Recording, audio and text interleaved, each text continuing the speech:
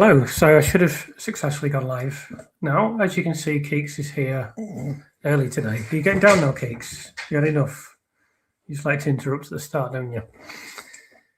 Yeah, so I'll just wait for people to arrive. I hope everyone is well. It's been a sunny day here today. I hope the weather's been good where you are. I think this is the first live stream I've done with natural light at this time. If the sun absolutely pours in through the window in this room, it's just gone out of sight now, though. So yeah, hope everyone is good. I was worried at this part that I've pressed the wrong button or done something wrong. You don't do this that often, but I think it's working okay. Hi to Patrick. Hello to Glitter Flutterby. A beautiful day in Glasgow today. I'm glad to hear that. It was a lovely day today, actually, here again. We do get a beautiful blue sky here when it's a nice day, so it was very nice. Hi to Zoe. Hi to Rangecroft. Hi to Carl. Hi to Margaret. Hi to Debbie. Patrick's been waging war on the dandelion in his garden. I mean, my garden is it's beyond help, really. It's just a place for Kiko to do her business and me to sit. I'm not really a gardener or someone who can make it aesthetic, but it's a really nice. I've got a nice view and stuff. But someone a few doors down from me has got a beautiful garden, but I have a very functional garden, which also has a lot of dandelions. Hello to Stuart. Hello to Mark from a sunny Northumberland. Hello to Rangecroft, who's missing the Traitors India for this. Well, I'm very flattered that you've forsaken the Indian version of the Traitors for me. That's the ultimate compliment, I think. Hi to Mackenzie. Hi to JIJI, I think it is, from France. And she says hi to Keeks. Hello to you as well. Hi to Claire. Hi to Bernie. Hi to Archie. Hi to Joanna. More news today, I think. So we'll discuss some of the news in a bit. Hello to Lisa from Gravesend, Kent. Hello to Pamela. Hello to John Kinsler. Hi to Carl. Not watched a live for a while. Good to see you. The Telegraph had a good article yesterday on the insulin stuff. So we'll get into that in a bit when more people arrive, because a lot of people are going to want to discuss that, of course, and hear about that. Even though that is, these are recorded. I know that I like to give people a little bit of time to arrive. But yeah, we'll definitely get into that. Don't worry. Hi to Sarah, a fellow Grimberrian. So it's been a great season for Grimsby Town this year. Beat Man United, fourth round the FA Cup, fourth round the League Cup, win the League Two playoffs. So very exciting. It's probably been the best season since we went to Wembley twice in a year. I went to both of those games. That's 98, I think. Hi, Annie. Annie's in Brighton. I've learned so much about the case from your channel. I've ordered your book from Amazon. Then I can leave a review. Thank you for that, Annie. That's very much appreciated. And, I'll be emphasizing this again in the future, but reviews of the book online are very important. But I will make that clear again as we come closer to the release date. Just over 2 months away now. I'm sure for you, people watching that's dragged quite a bit, but for me, it's flown by. I'm in the final furlongs of finishing it now. Hi to Karen, who's in sunny Blackpool. Hi to Eco Sailors in northern Spain. Very nice. Hi to Tiger Balm, sunny Lancashire. Sunny everywhere today. It was a lovely day today. I mean, I think what I'll start by saying is that I was walking through the woods today, and you will have seen the place that I've been walking today in some of the videos, and it was a beautiful day. There wasn't a cloud in the sky. It was a beautiful blue sky. And, the sun was glinting off the water. And how you get the relaxing feeling when you're walking by water and you can hear it lapping along. It's because the water's very elemental, one of the most important elements, of course. So you get a feeling of safety, I think, from being near it. But I was walking along with Keeks, and I just had the thought that I quite often have, or I try to remind myself of this, is that Lucy cannot do this. Lucy cannot do a very simple thing like go to the woods, go for a walk, be next to a stream, be in beautiful scenery, and feel the sun. I mean, she will get to go outside for an hour a day and walk around the prison yard. I think that they're permitted an hour a day, but I feel it must be harder this time of year when she feels the sun glinting through the. I assume they have windows. I mean, I don't even know if they have that. They might not even have a window facing out into the outside. I have this image of the sun coming in through the window, and they're thinking, I can't go out in the sun. I can't do the most basic things, and there's just nothing I can do about it. So, when I try and go out in the woods and with Keeks, and someone asked me about my mental health in that video recently, and I do find this replenishing, and it is an important thing to do in that respect. But it also reminds me that, to stiffen my resolve and keep trying and keep going for as long as it takes, because every day is a gift for me, and at the moment, every day is not a gift for Lucy. So I'll just keep trying for as long as I can.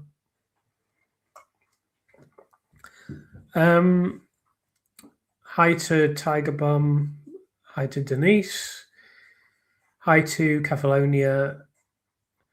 So this is another question about insulin. So I'll get onto that in a bit. It's a good question, and I'll get into that shortly. Hi to Melanistic Marble. I've been tied up today, so looking forward to the latest news. So we'll discuss that shortly. Hi to Yelda. Hi to Sinead, who's in Romania. Hi to Carl, going to Kars in a few weeks, not too far. Hi Chris, Snooker's gone off BBC Two having problems, so I'm here listening to you brilliant. Yeah, I've been watching the snooker a bit. I watched the Ronnie O'Sullivan John Higgins game. Sort of half watched it. Obviously, I was working, but yeah, I've been seeing bits of it. I'll try to make a point of watching the final, or at least catching up with it.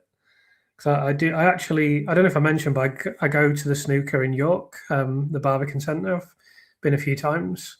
I didn't go this year because I was too busy, but I'll go again in the future. It's a really nice thing to go to around Christmas in York, and I always sit on the front row, and they make this phenomenally difficult game look so easy. I mean, it's amazing.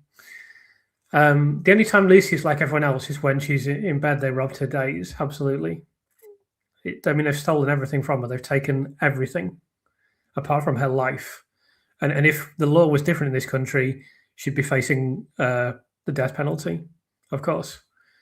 Now, I don't think for 1 second she would have been sentenced to death by now because of everything that's come out. And I don't think she ever would, for a case as contentious as this, I don't think she ever would be sentenced to death. But the fact is, in another country, in another state, she will be facing the death penalty as well.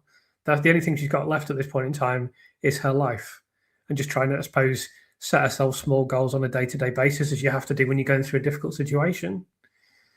Hi to Mr. GMAT, the boss is live. Good evening, Chris. Hope you're really well. I am very well, very well.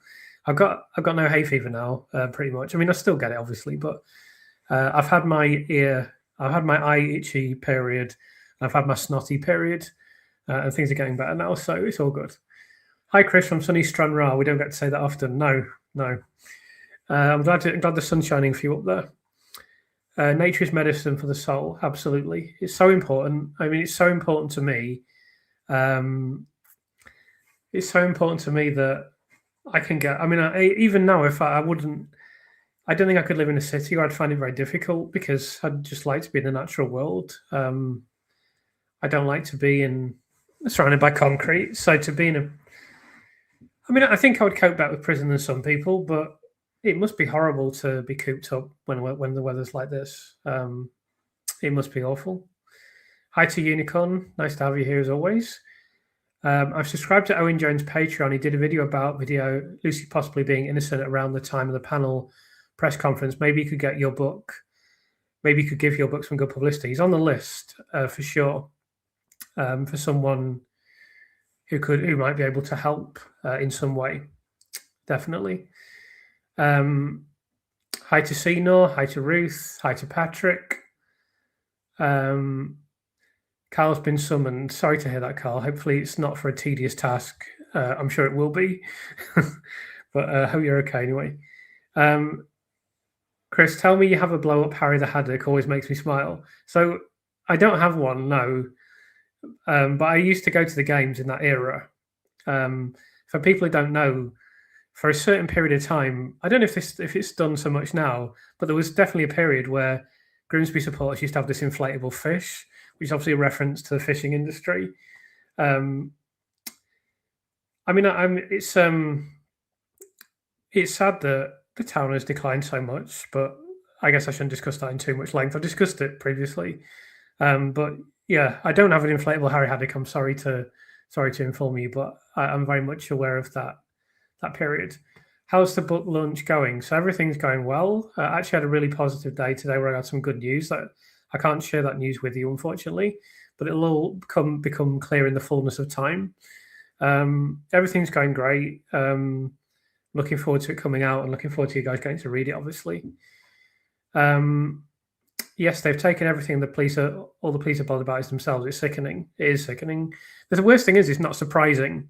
I think that if this was some sort of isolated example of incredibly selfish institutional behaviour, then it would still be sickening. But you'd think, well, at least life isn't usually like that, or at least society isn't usually like that. But sadly, it is. It is not unusual at all. Why was Lucy's defence team so poor and never seemed to question all the flaws in the evidence or lack of? I struggle to understand this. So I think the answer to that question is it was a very difficult case. When you're faced with someone like Dr. Evans, let's describe him as generously as possible and call him a slippery character. I think that's the nicest thing I can possibly say about him. If you're in that kind of situation, it's very, very difficult because you've got to put an expert up in court, and the experts that you put up in court may not be as definitive, or very likely won't be as definitive. So that's a problem. In terms of other aspects of the case, I will be speculating to a degree, but I think the defence are very much reliant on the solicitor and prepping the case. So there could have been issues with the way the solicitor operated. I don't know for sure. But I've seen Lucy's solicitor in the police station, and that wasn't particularly impressive, was it? So that's the first thing. The second thing is the third thing after what I've already mentioned is that the resources afforded to the defence are not as high as the defences afforded to the prosecution. And one of the most important things is they get less time. But I do disagree with certain things that the defence did and that the barrister did. And I think there's so many things that they could have done better. But in a way, maybe it's a good thing that they didn't, because she might have lost anyway. And then, those who have appeared in the first trial, at least we can say, well, there were no experts. There's been so many things that weren't raised. And that can help Lucy in her appeal potentially. Whereas if she'd had an absolute crack, top-notch defence in the original trial and still lost, then that will be harder for her now, of course. Hi, Chris. I'll switch between the live stream and the darts. Yeah, so it's Premier League darts this evening. There's also Aston Villa are playing Nottingham Forest in the Europa League semi-final. I actually retweeted this thing of Bo Greaves winning this week. I don't know if this means anything to anyone or anyone knows anything about it, but it's the first female to win a top-level professional tournament. I thought it was the first time ever that a woman had won in a physical sport at the highest level, but someone informed me that a woman they got a gold medal in skeet shooting at the 1992 Olympics. And I was told they promptly changed the rules after that, so that there was a men's event and a women's event, apparently. But this was a great moment, I think, and I think she's a real pioneer. And she's an amazing player, to be fair. Chris, are there any more rewrites or additions to be done for the book? So we're working on the final bits now. If I come across any new information, I will consider including it. I really don't want to bring anything else new in at this stage, but if, for example, Thirlwall suddenly said something, and that comes before the point where I said, right, it's going to the printers now, then we'd have to work that in there. At the moment, thankfully, and I think this is going to be okay, I'm able to say words to the effect of, well, I haven't got his arse into gear to actually do the job yet. It's a great job, isn't it? It's a great job. I mean, I think they're going to defer indefinitely. I mean, I'm pretty confident they are. So it's a great job. She got $500,000. That was a year ago. She's paid $500,000. She's probably going to make $1 million out of this. She makes £1 million, chairs this inquiry. They basically ignore half the documents, and then she doesn't even have to write the report. I mean, I'm a mug being a writer. You have to actually write the book, usually. If you want to get paid, typically you have to write things. So, you want to go into chairing these public inquiries. It is much better. And of course, their daily rates are like pretty astronomical, aren't they? So yeah, we're still working on the very final bits and pieces for the book. But it will be going to the printer next month, and I will be recording the audiobook in the next 4 to 5 weeks.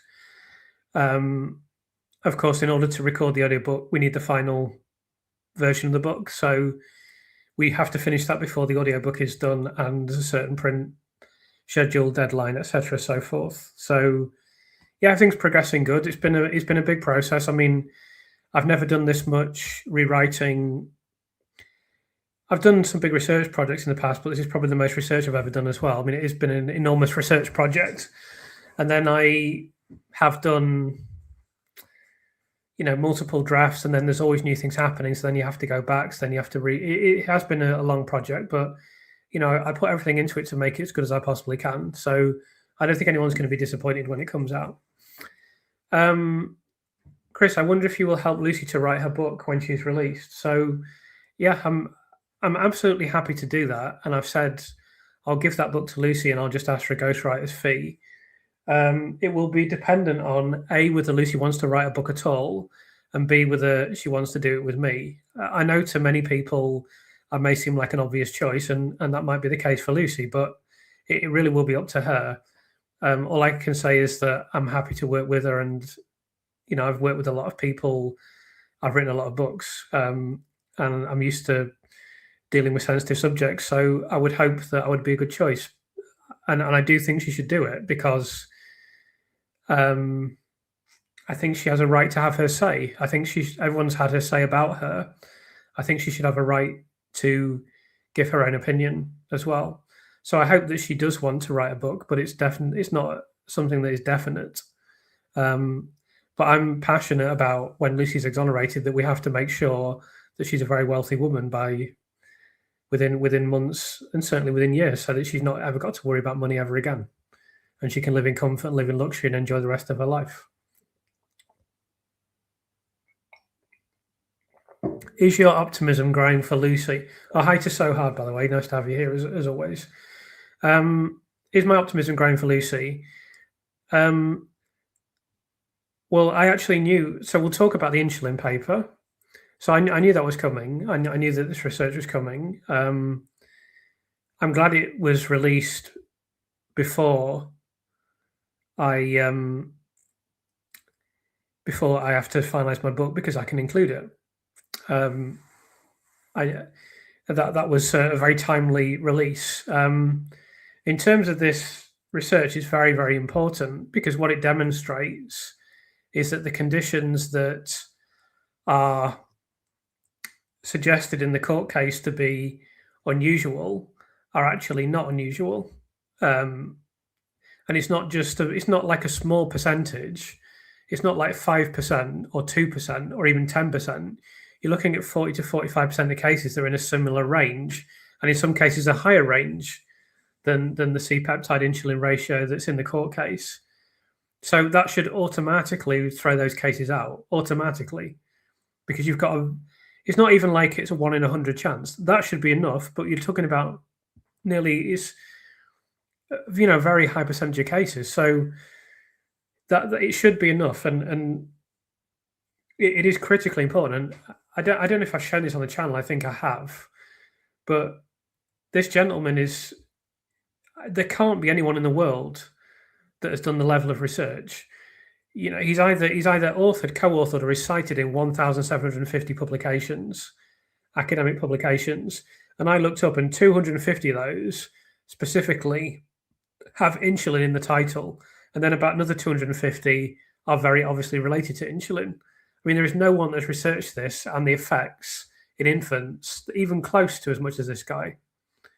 So if there is any justice in the world, absolutely our optimism should grow.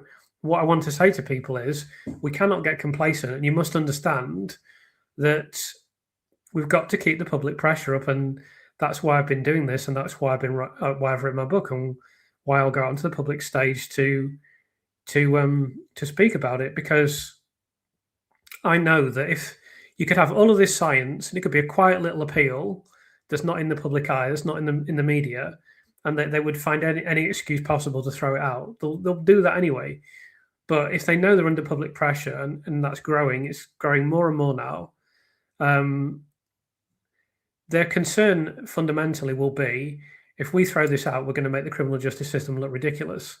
At the moment, I'm not saying as it stands now, but if there was a very quiet appeal, the one kind that Colin Campbell had, for example, and they just threw it out, although I think his defence let him down badly, to be fair. If there was a very quiet appeal for Lucy, they would throw it out, no doubt, absolutely no doubt. Big simple reason being, the consequences are so enormous. It's enormous for the credibility of the criminal justice system. It's enormous for the credibility of several institutions. Potentially, they'd have to look at other nurse cases. So they would do anything not to exonerate Lucy Letby or give her a chance to be exonerated. But that's why it's so important to create pressure and create a situation where they know, and they're conscious of the fact that it's going to be more embarrassing for us to reject this than to approve it. So my optimism is growing, but we can never be complacent about the situation, and we must keep exposing this repeatedly right up until the time Lucy comes out of prison, and we can never stop. Will the jury ever be able to speak out? And I wonder if they feel differently now they know about the grievance and the other issues that have come out. Well, they may not be following this as closely as we did, so they may not know about the grievance, but I'm sure at least some of the jurors, and you'd think most, if not all of them, would know a lot about all of these issues that we've discussed on the channel, all of the problems with the case, and I'm sure they've seen the media reports. And I think, if it were you or I, we would naturally feel bad about the situation, and we'd naturally wonder whether we got it right, even if we didn't have a deep or intimate knowledge of all the factors. There must be some of them that are having doubts, you would think. In terms of whether they can speak out, there's kind of quite stringent conditions under which they can speak out. So I'm not sure whether they will be able to do that. I have been over this in a previous video. The two jurors from the Colin Campbell case spoke out, but there are, I don't know, I don't quite fully understand the conditions. I mean, I did look this up at the time, but there are certain things they can say and certain things that they can't say. So I think they could go on, TV and say, well, I'm really concerned about all this new evidence come out. We should have seen this in the court case. But they can't say, looking back now, Dr. Evans was this, that, and the other. They can't talk about issues that came up in the court case. They can talk about issues that are related to what came up in the court case, though. By the way, if anyone wants to post this on Facebook, as always, please do so. I mean, I don't, because I post all my videos on Facebook as it is, so I don't like to post the live streams. But if someone wants to post it on Facebook, please do. So Thomas says, unfortunately, no, Debbie, it's against the law for them to do so in this country. So that's what I find really confusing, is that the Colin Campbell jurors are on the BBC Panorama documentary that you can watch on YouTube that I've analysed previously quite a long time ago now on the channel. So I kind of answered Jimi Hendrix's question, is this likely to be a game changer, the insulin paper? In any rational society, like in a Vulcan society, it would be. In our society, I don't know whether it will be or not. What it is again, I had this question about fresh evidence. Unquestionably, this is fresh evidence because it's a new study of new data that indicates one of the most important assumptions from the court case is wrong. So I'm hopeful that will be enough to help on the insulin cases. I mean, we just don't know what's going to happen. But as I say, the key is going to be keeping the pressure up as much as possible on the criminal justice system, and just ensuring that they know there's public pressure, and ensuring that they know, right, if we reject this in a stupid way, we're going to look ridiculous. Already I know the Observer's been criticizing the system, and they've started a podcast about miscarriage of justice. I mean, this is not going away. This whole topic, it's not like they're going to say, right, we reject Lucy Letby's appeal, and everyone goes, oh, well, never mind. We tried hard, but she's just going to have to stay in prison the rest of her life. Let's just go back to normal. That's just not going to happen. And also, it's not just about this specific case, it's about systemic issues. And that will become exposed more and more and more. And once the sun has turned, that's really serious, because they can start questioning the criminal justice system on a regular basis. That's millions of people. So with the number of publications, the amount of publicity, the number of people, and I hope to help raise the number of people and raise the publicity even more and help shift the needle even further on public opinion, then I'm hopeful this can be a game changer. But we can't be 100% certain, because you should read some previous Court of Appeal judgments, not least the one in Lucy's previous applications for leave to appeal. Absolutely ridiculous. Let's just go over a couple of other things before I continue with the comments. So I'm not sure if people have watched the Amanda Knox stuff this week or over the last week or so. I actually haven't been able to listen to the last 2 episodes of the podcast. I've heard the first 7, I think. But I will catch up with it soon. I've just been busy doing multiple things. So it's been interesting to see her in the public eye. And it's good that she's speaking out, and it's definitely been a further wave of publicity for Lucy's case. So that's important. And the other thing I need to discuss briefly is this arrest by Cheshire Police of the executive. Now, all I can say about that is that I don't know any more than anyone else. I literally know nothing. I haven't even got a clue what the allegations are. I've read some rumours, but I suspect they are just rumours and are not really founded in reality or in any solid evidence. So I can't say too much about it. I can't speculate about it, because they could have good evidence. There's a possibility that they have good evidence. I don't think it's very likely. I think it's very unlikely still that this executive will go to court. I'm sure there won't be a corporate manslaughter charge, because that would be completely impossible. There's documents all over the Thirlwell inquiry that would contradict that claim. I can't see any conceivable way that could go to court, or they could even be charged. But we'll just have to wait and see. But I can't say anything new or particularly interesting or insightful about this this new arrest, because I don't know anything, and I can't, I have to be careful about what I say, and I just simply don't know anything.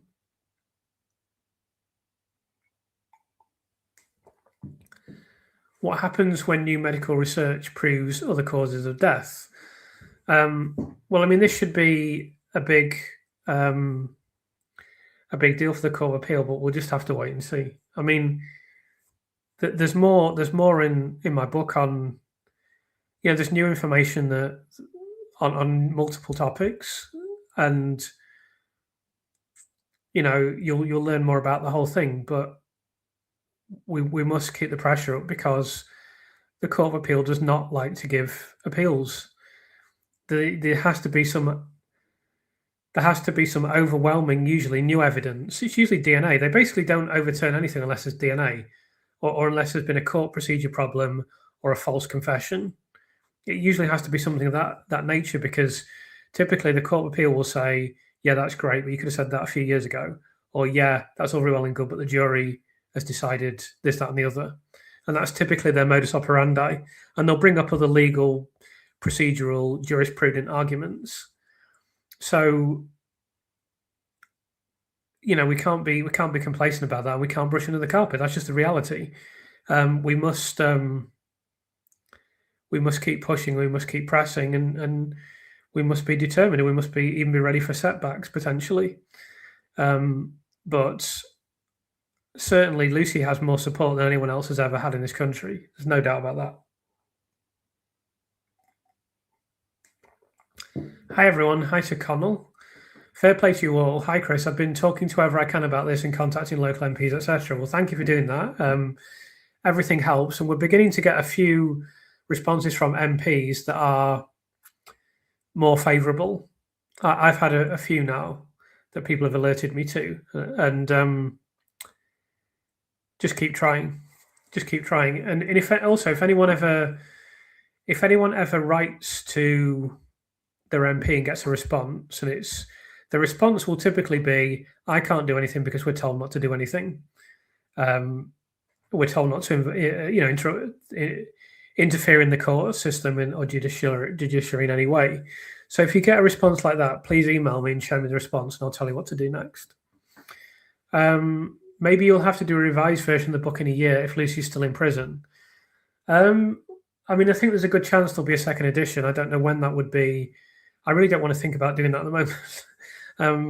I really want to get to the point where I'm just doing YouTube and I'm not working on the book, and the book is done.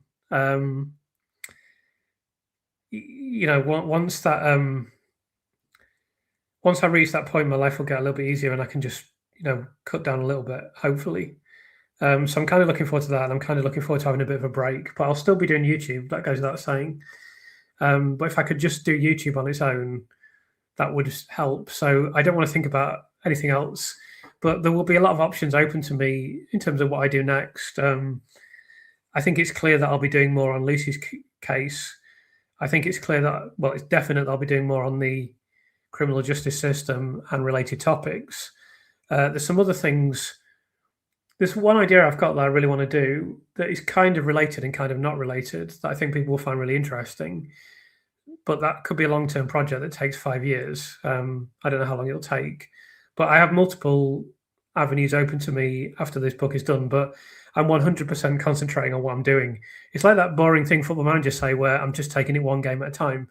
Literally, I just take it one day at a time. I just wake up, think, what am I doing today? I'm doing this, do that to the best of my ability. I'm knackered now. Let's see what happens tomorrow. I haven't thought beyond that. Obviously, you have occasionally your mind thinks into the future, but I really am just trying to concentrate on the matter at hand, whatever that may be. So Patrick says the courts can't ignore the paper. Well, it's up to the CCRC to examine it and decide whether what has been presented constitutes fresh evidence. I think it would be thoroughly extraordinary if the CCRC didn't refer the case to the Court of Appeal. The Court of Appeal will be the challenge, I think, the bar that needs to be cleared in this case. Well, we're giving her the best. We're giving Lucy the best chance that she can have, though, and we just need to keep pushing and keep pressing and keep doing everything we can, as I mentioned. Why is she, Lady Thirlwell, even paid privately like that? She does have to be paid to do her job, and it is a very important job, and it's not unreasonable that she is paid a good salary. Whether she needs to, she, as I say, it's $500,000. This was over a year ago, so I don't think it's not an unreasonable estimate to say she's going to become a millionaire, but she'll have to pay tax. But she's probably a millionaire already. But some people might say it's a bit I mean, does she really need to receive that much money to do this job? And the argument is always, oh, you won't get the best people if you don't do that. Maybe so, I don't know, but this is public money that's gone into this farcical inquiry. It just seems obscene to me. You know, I'm very grateful for my life and what I'm able to do, and I'm a really privileged person. I know that, but I've never had a sniff for that kind of money, and I probably never will. And that's to say nothing of people that do minimum wage jobs and do, menial jobs and work hard every day and just scrape together their pennies to try and pay their bills for another month. And yet someone's there cheering this joke inquiry, and they're like, got enough money to buy a house from it. I mean, to me, it's obscene, but I know there's billionaires in the world. Elon Musk is going to become the world's first trillionaire. I understand how the economic system works. I'm very interested in economics, and I understand that someone who's just, got paid very, very well to do a job is not at the upper echelons of the wealth, the system of wealth. But nevertheless, it doesn't sit right with me. Hi, Thomas. Hope you're well. From what I've learned about the trial, it seems there were many opportunities to object against Johnson, but didn't happen. Why do you think that happened? I'm probably not the right person to answer this question, but Anna said that objections happen in court in Britain a lot less than in the United States. And also, it's not what you see. I don't know if you've seen Goodfellas, but in the final scene of Goodfellas, it's Henry Hill in court.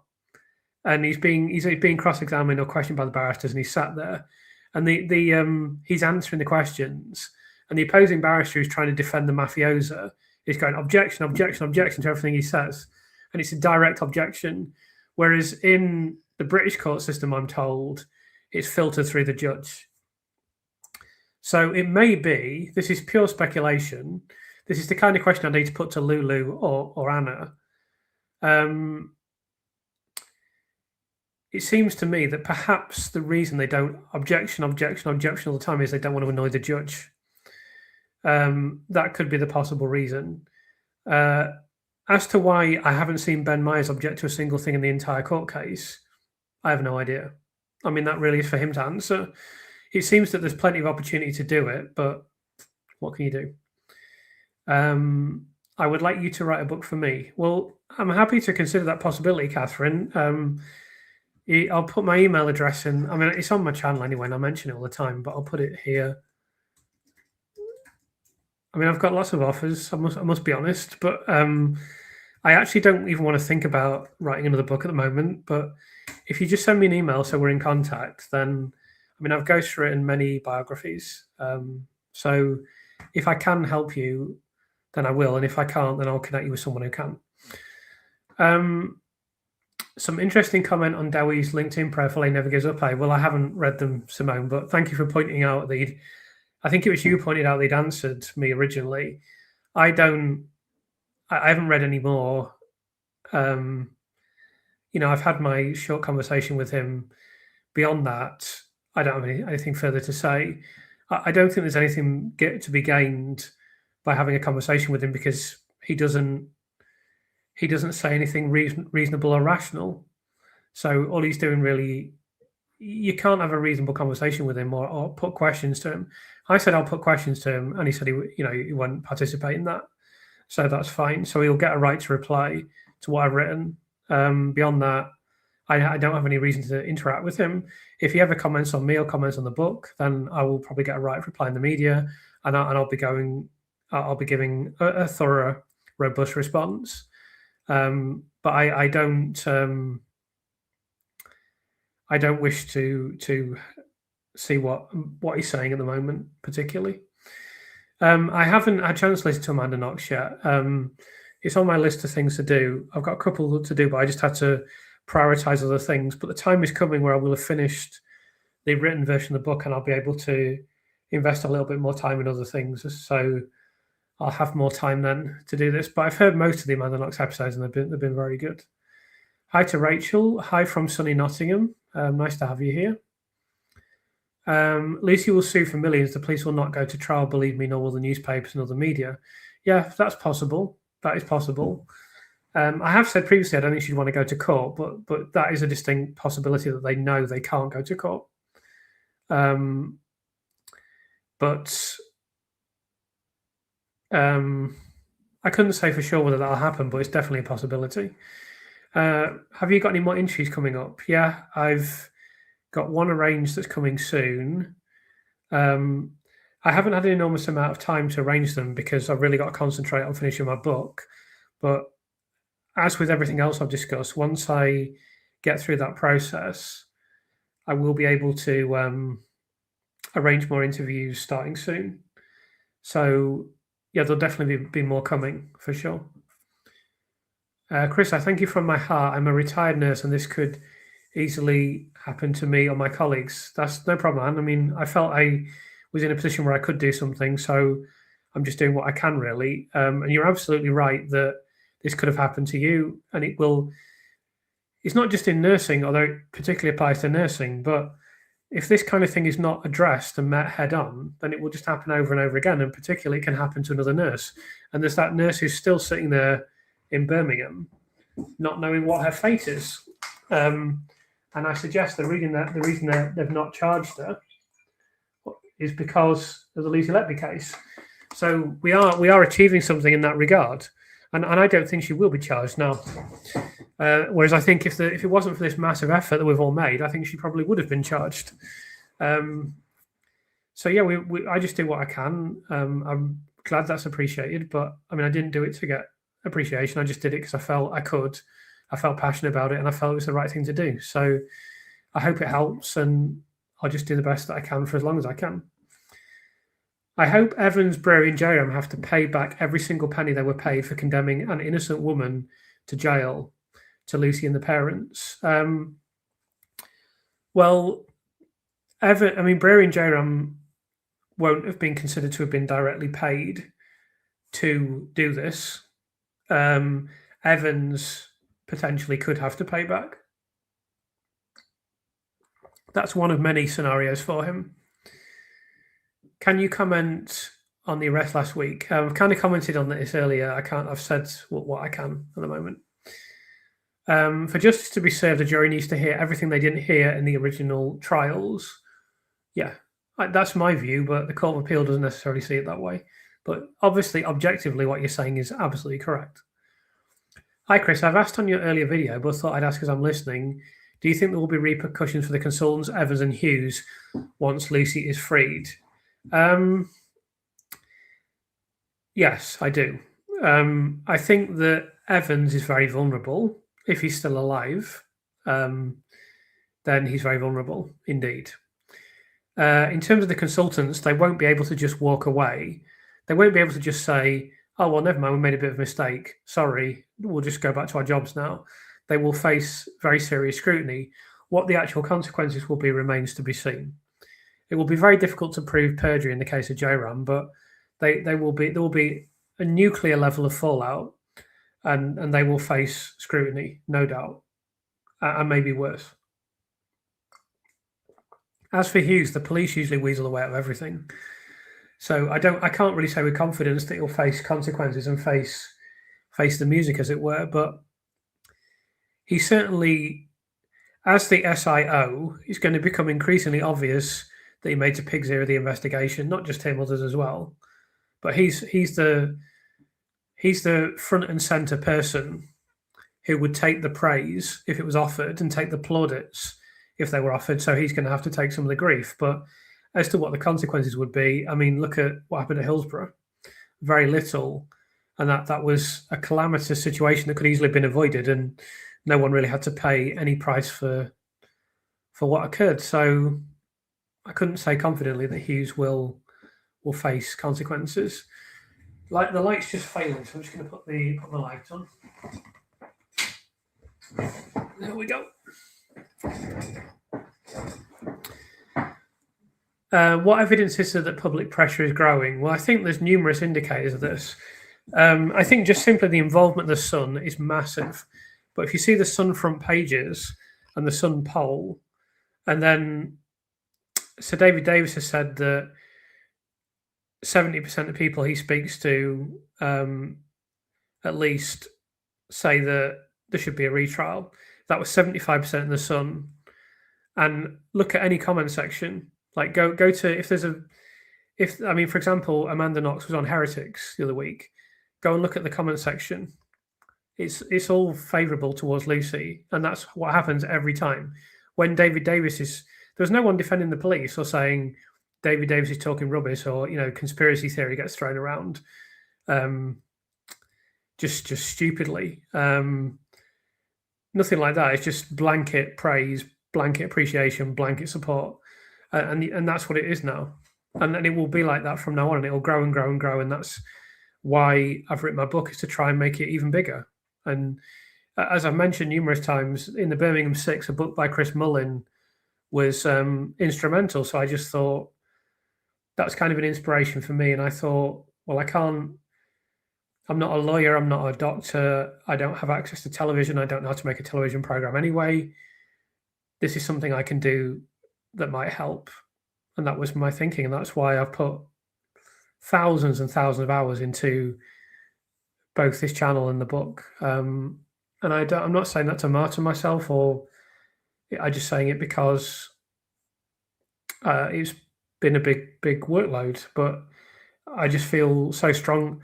I feel I can't rest until this is done. That's how I feel about it.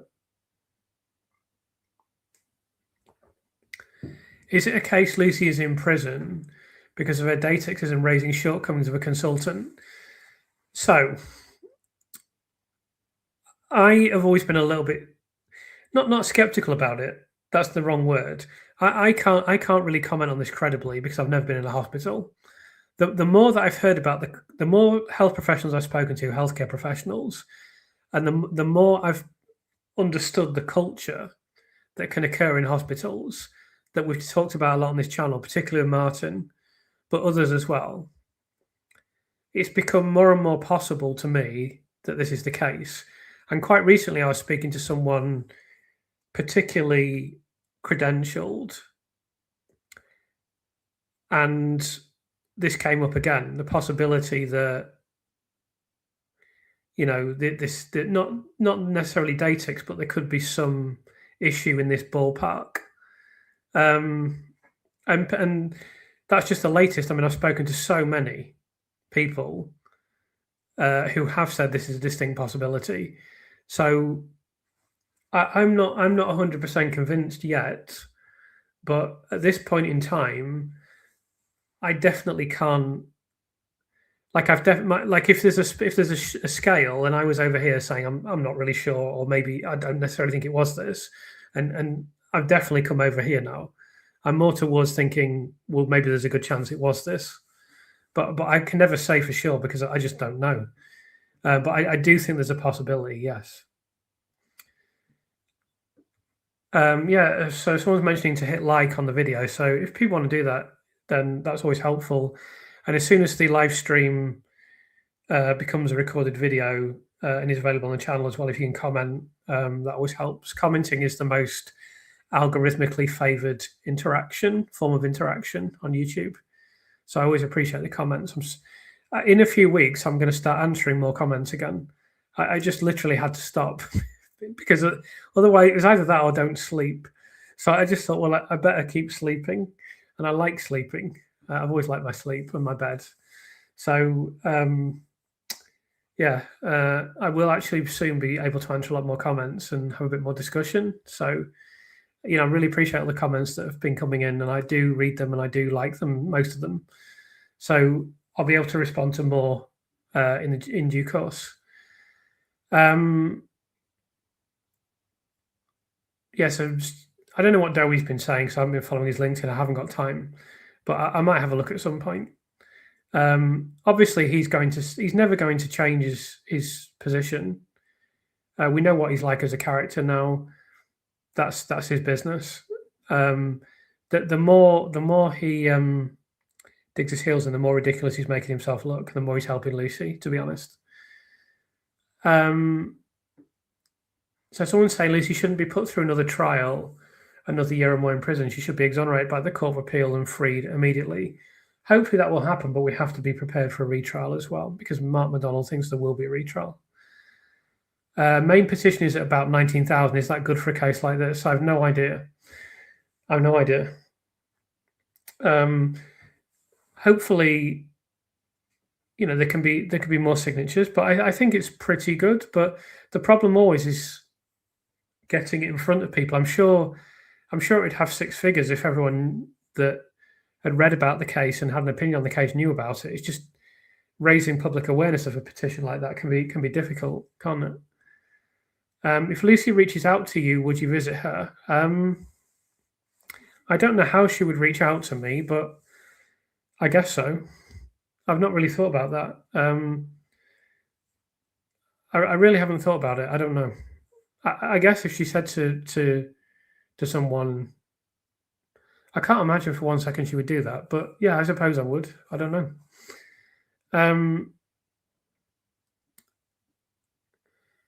It could have happened to any nurse in that unit. They just would have needed different case files. So I kind of have that view as well, Paige.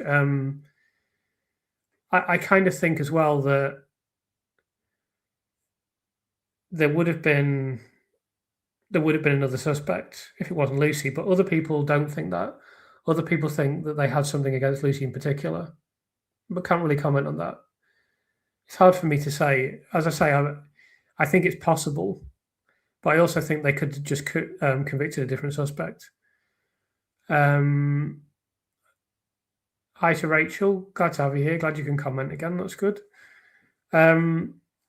Protecting the reputation of the NHS, CPS, and judiciary are all regarded as a matter of national security, both at home and on an international stage. I think that's very true, Margaret. But it's all major institutions. All major institutions, they're just programmed to act in self-preservation, like the BBC.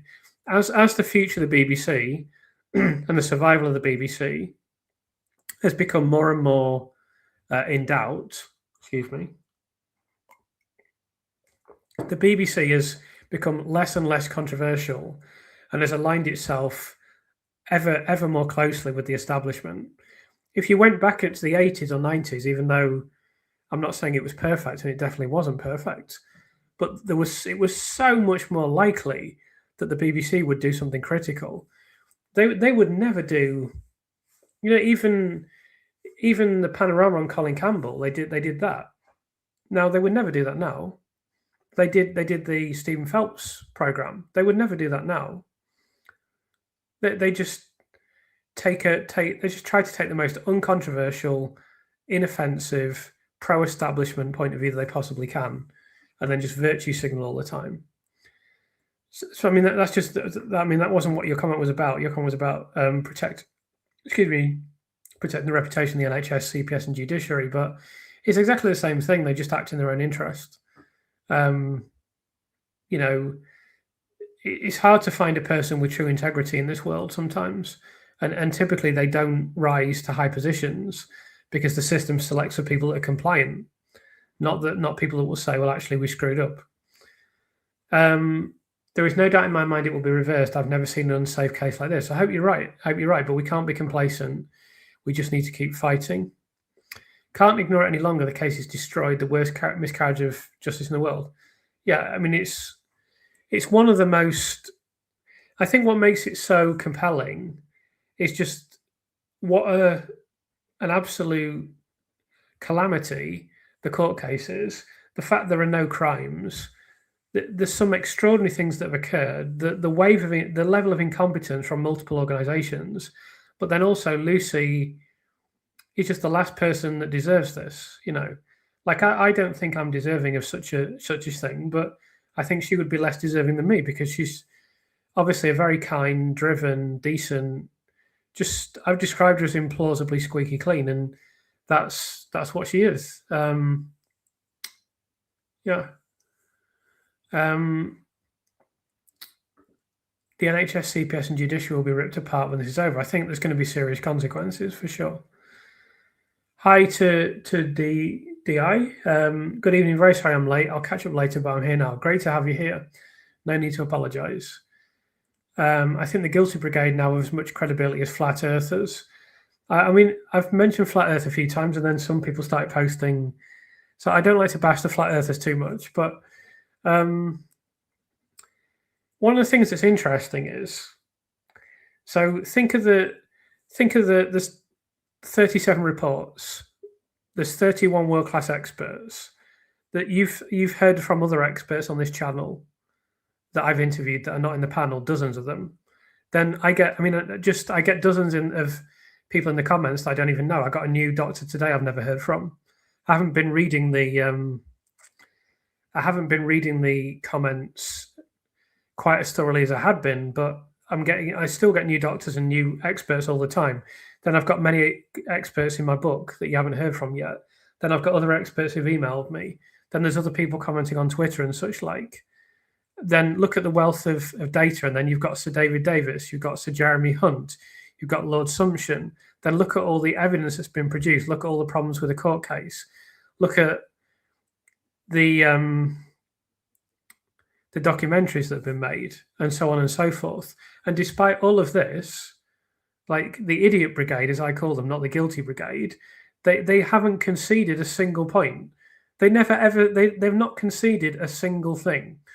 They try to claim that everything is wrong, even though look at this Dead Sea Scrolls list of people now, this enormous scale of world-class evidence that exists.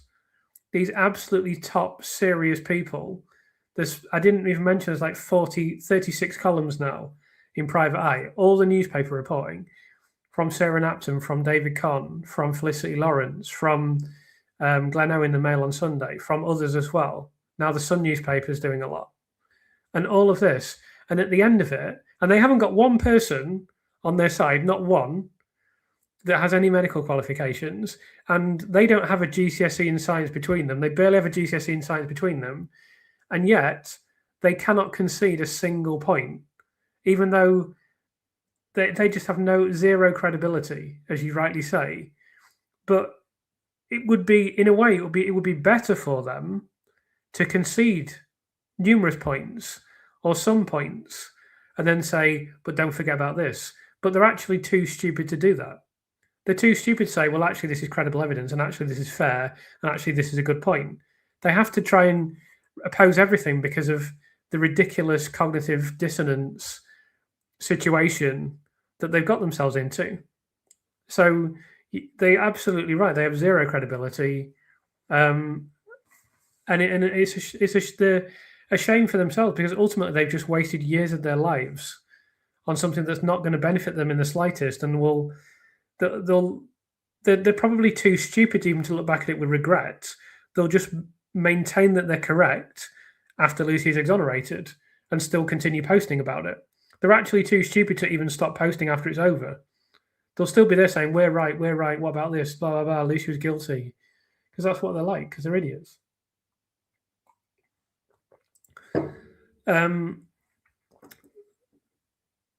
Chris, do you think the jury system will ever be revised or done away with in the UK? It's looking like a distinct possibility, Anne, because they're already they're either got rid of it or are trying to get rid of it for cases in which there's a sentence of less than 3 years. So that would suggest that they will certainly examine the possibility of doing away with the jury system as you describe it.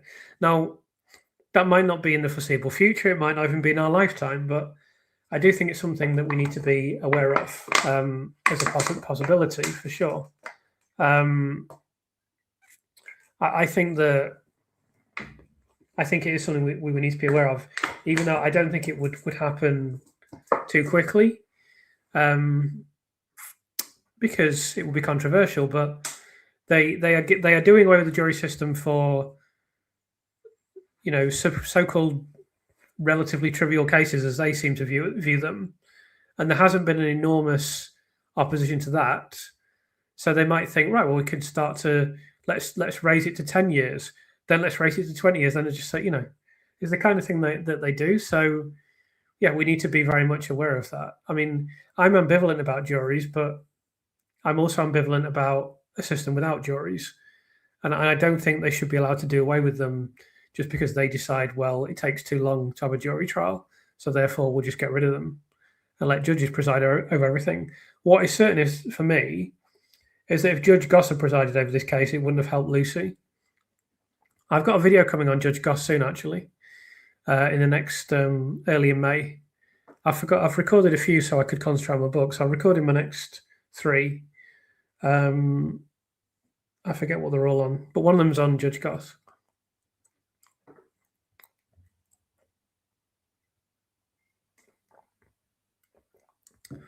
Can you think of any reasonable, justifiable reason to silence jurors after a trial? I suppose it's to stop them.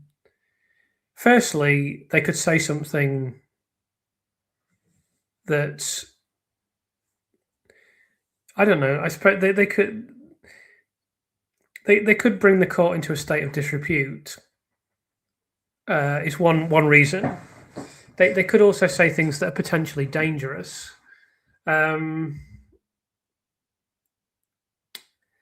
But unfortunately, yeah, I think they. I mean, they are allowed to speak because they spoke in the Colin Campbell case. I do think there needs to perhaps be some. I mean, it again smacks of a lack of transparency. Fundamentally, I just believe the whole criminal justice system should be more transparent. If the whole thing was recorded and we could watch the trial back, it wouldn't be an issue, would it? Because we knew. We would know what happened. We'd know. It's so difficult in a court case this length getting all the information. I feel that is something that needs to change. Of course, the criminal justice system will fight kicking and screaming to avoid recording because you've heard Anna Doherty say that they don't not record it for the benefit of the defendant or anything like that. It's for their own benefit. And they don't want to be held accountable. They don't want to convince themselves to be. Why would you? You've got this enormous gravy train. You get phenomenal amounts of money once you get to the apex of the system, and no one can even hold you accountable. I mean, the Court of Appeal is basically an unaccountable body because whatever. I mean, theoretically, the Supreme Court can do stuff, but they don't usually because it has to be some massive procedural error in order for them to do anything. And beyond that, you write to politicians, they just say, we can't do anything. So what else can you do? So once you have this, as I say, gravy train with enormous amounts of money, no one can hold you to account. Of course, you're going to resist any accountability because the only person that would allow accountability in those circumstances is someone of extreme integrity, very high level of integrity. And with the greatest respect to the legal profession, you're not going to get that very often in the legal profession because you've seen what they have to walk into a courtroom and do. So it all comes down to the fact that the criminal justice system, I would describe it as being shrouded in secrecy, which shouldn't be the case. Chris, Stuart Gillam in his piece yesterday called the insulin paper a bombshell. I agree. Any chance you might be able to entice Professor Jeff Chase for an interview? So I can't interview him because he's involved with the defence. Same with Helen Shannon. Maybe at some point in the dim and distant future, it might be possible. But unfortunately, one of the challenges for me is I can only have minimal contact with the defence and defence people from the defence, because it's just frowned upon by the Court of Appeal, which is ridiculous in my view, but they just view them as campaigners if you have them on a channel like this or in my book. So there's only certain things I'm able to do, and I can't have Jeff Chase on my channel, sadly. But maybe one day it'll be possible. Why was national CPS used for no further charges, but local CPS used for original charges?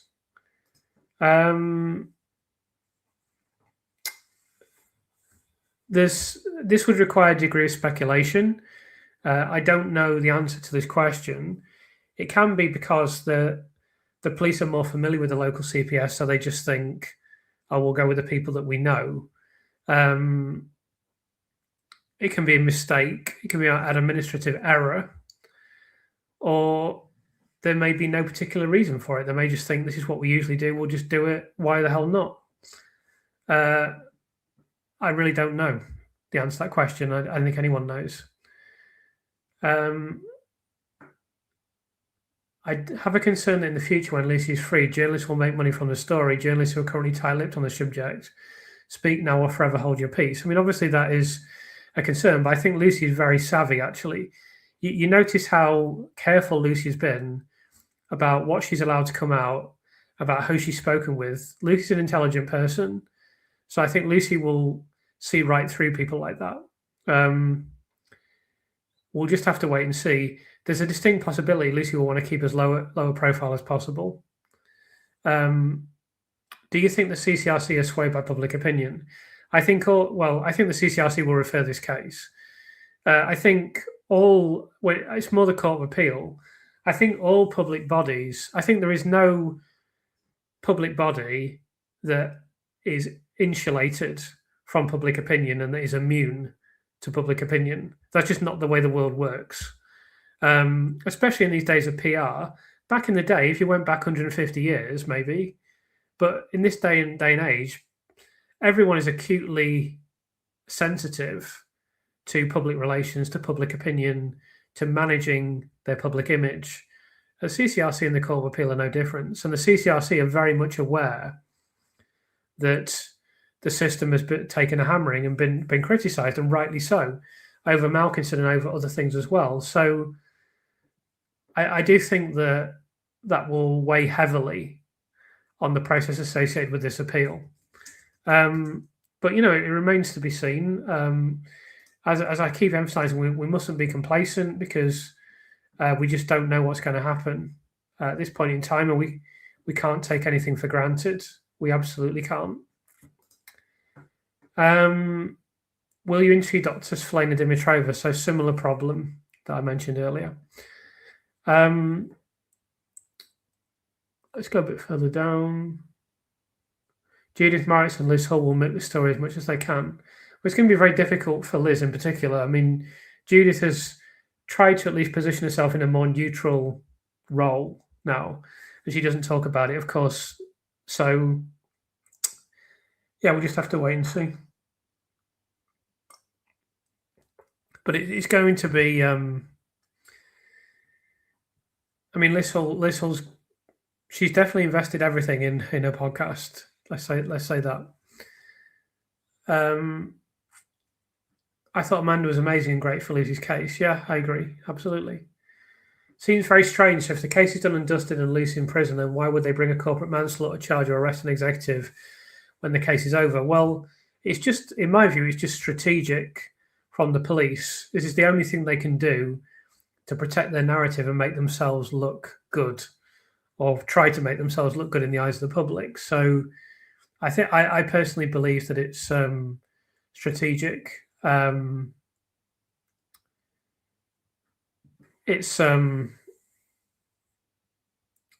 have a very low view of the police, the Cheshire Police, but it's not really.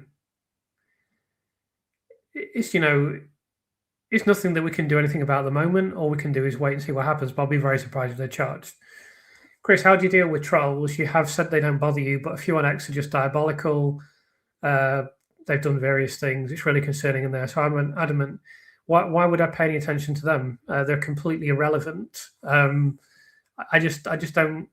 I don't listen to them. I mean, I speak to top people of the very highest level of medical qualifications, experts, and you're going to see more and more people I'm connected with in the weeks and months to come. Why on earth would I pay attention to people on Twitter who no one knows? They're not even got the guts to put their real names out there, and they've got like 200 followers, and no one takes them seriously, and they're having no impact on this case whatsoever. They can say whatever they want about me. It'd be like, like imagine if you went to the Chippy, for example, like you get these little villages and there'll be like a chip shop and a local shop and off license and Chinese and this type of thing. And there was a load of kids there, and you went up to pick up your Chinese or something, they said something abusive to you. You wouldn't take them seriously, would you? Just like, whatever, mate, and just go and get your Chinese and just ignore them. That's what I would do anyway. So that's how I view them. I just view them as like kids outside the Chinese throwing prawn crackers around. That's their level as far as I'm concerned. They can say whatever they want about me. It means nothing to me. How long until CCRC make the decision. We don't know, but they're going to come under a lot of pressure in the near future, and I'm hopeful that it will be this year. So I've just got to remove this guy because he's an idiot. So I'll get rid of him. Hi, Chris. Looking forward to the book. Do you think you'll have to write a sequel too? I'm guessing too. So firstly, there could be a second edition, which is not technically a sequel, but an updated version. And then I do have plans for a sequel, yes. There's something I'd like to do. The right time for it would be when Lucy was exonerated. So that would be the time I would do it. And then, of course, I'm very happy to work with Lucy, even though I've not met her, and she may never want to write a book, but I'm happy to work with Lucy on her story if she wants to do that. And I'm also going to write, I'm likely to write other books in this criminal justice space. I've got a few ideas of stuff that I would like to do, two or three in particular. And then I've been offered ghostwriting stuff already, but I really want to think about anything like this. I just want to have a rest. What was the reason for not allowing 2 appeals? Well, I can't give a succinct answer to that question because there isn't, the Court of Appeal document goes on for ages. Basically, it's a load of drivel. That's the best answer I can possibly give you. The justice system has been in the spotlight constantly over the last few years, and none of it is good. Absolutely. Good evening to Key to Confidence. Nice to have you here. I've emailed MP John Finucane, who's my local MP. His family have had their own troubles with the judicial system. He responded very positively. That's good. Connell, could you email me if you haven't already? I'll put my email in the chat again. Could you please email me about this? And could you just let me know? Just say, I'm the MP person.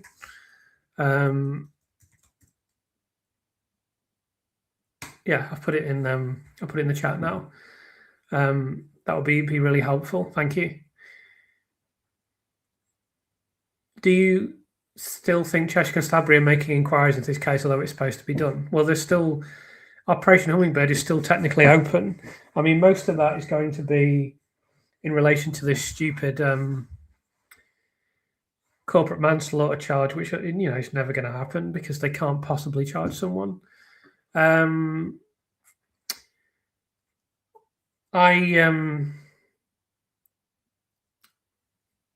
just think they're utterly ridiculous. I don't know what else to say about them. They've embarrassed themselves countless times. They're not very bright, and what they've done is, in my view, deeply unprofessional. And you don't need to listen to my view because you listen to someone who wrote the official police guidance on murder in healthcare settings on this channel, talking about them. So, yeah, who knows what they're doing? Basically, what they're doing now is thinking, oh, shit, we need to defend ourselves. So, yeah, any investigation they're doing is along those lines, for sure. Yeah, so there's some comments about Cheshire Police and JRAM. It's actually, I'm going to comment on this publicly soon. It's coming up to the 1-year anniversary of David Davis writing his letter. So on the 1-year anniversary, I will be commenting on this.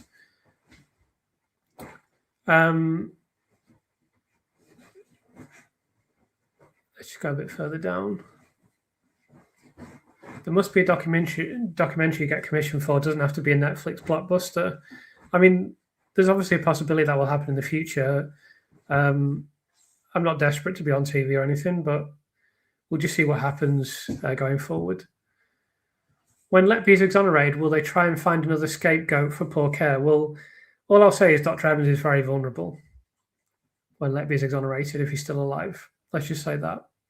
It would be very easy to scapegoat him because he doesn't have any friends. He's on his own in Wales, and he doesn't have he's not part of an organisation. So he will be very vulnerable. I kind of answered this question about Brewery and JRAM, but I think if Lucy's exonerated, or when Lucy exonerated, they will face serious scrutiny. There's no doubt about that. Hi to Lynn, good to have you here, and hi to Operation Merlin Falcon, good to have you here as well. let's go a bit further down. How do they explain all the other baby deaths she wasn't convicted for? Well, they claim there was natural causes for them, but not natural causes for those in the court case. But I mean, I'm very skeptical about that, of course. A bit further down. Can't wait for your book to come out. I'll spring for Martin a copy. Thank you for that. I mean, I really appreciate all the support of the book, and I'm glad. I'm glad so many people are supportive. It's really appreciated. There'll be a lot more stuff coming in relation to that, of course, in the next couple of months as we continue to work on the final bits and then start to do the publicity. So it's I'm looking forward to that. Obviously, I'll probably be a little bit nervous as well, but sometimes nerves are a good thing. If you're doing something that matters, then you get nervous, and I'm quite calm, so it'll be fine. But obviously, it's the biggest thing I've ever done. It's the most important thing I've ever done. That's just the way it is. Dr. Shuley seems to have gone quiet as he walked away from the nonsensical justice system in the UK. No, he just can't say anything else or do anything else at this point. He just has to wait like the rest of us. Let's go a bit further down. Mark McDonald and Pete Ralston are certain this will be overturned. That's good to hear. I haven't heard that podcast yet. I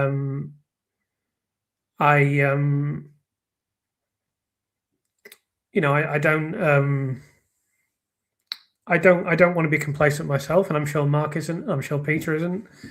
I just want us to keep pushing and keep pressing.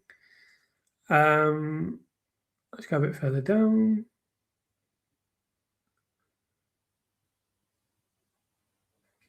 Apart from writing to your MP, what else can individuals do?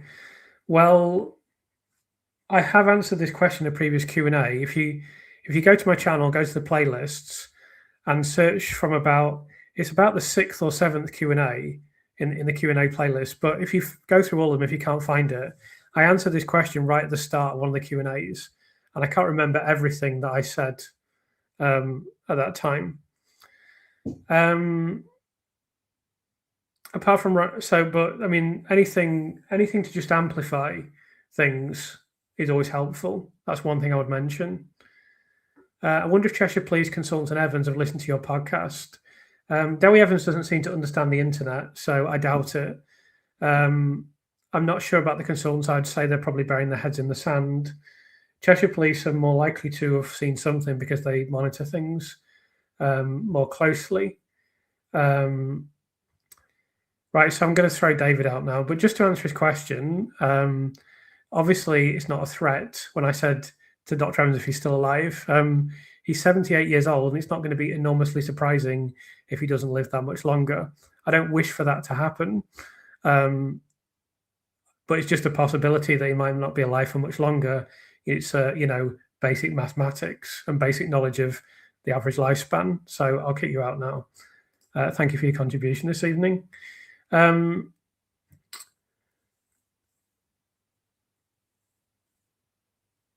Let's go a bit further down.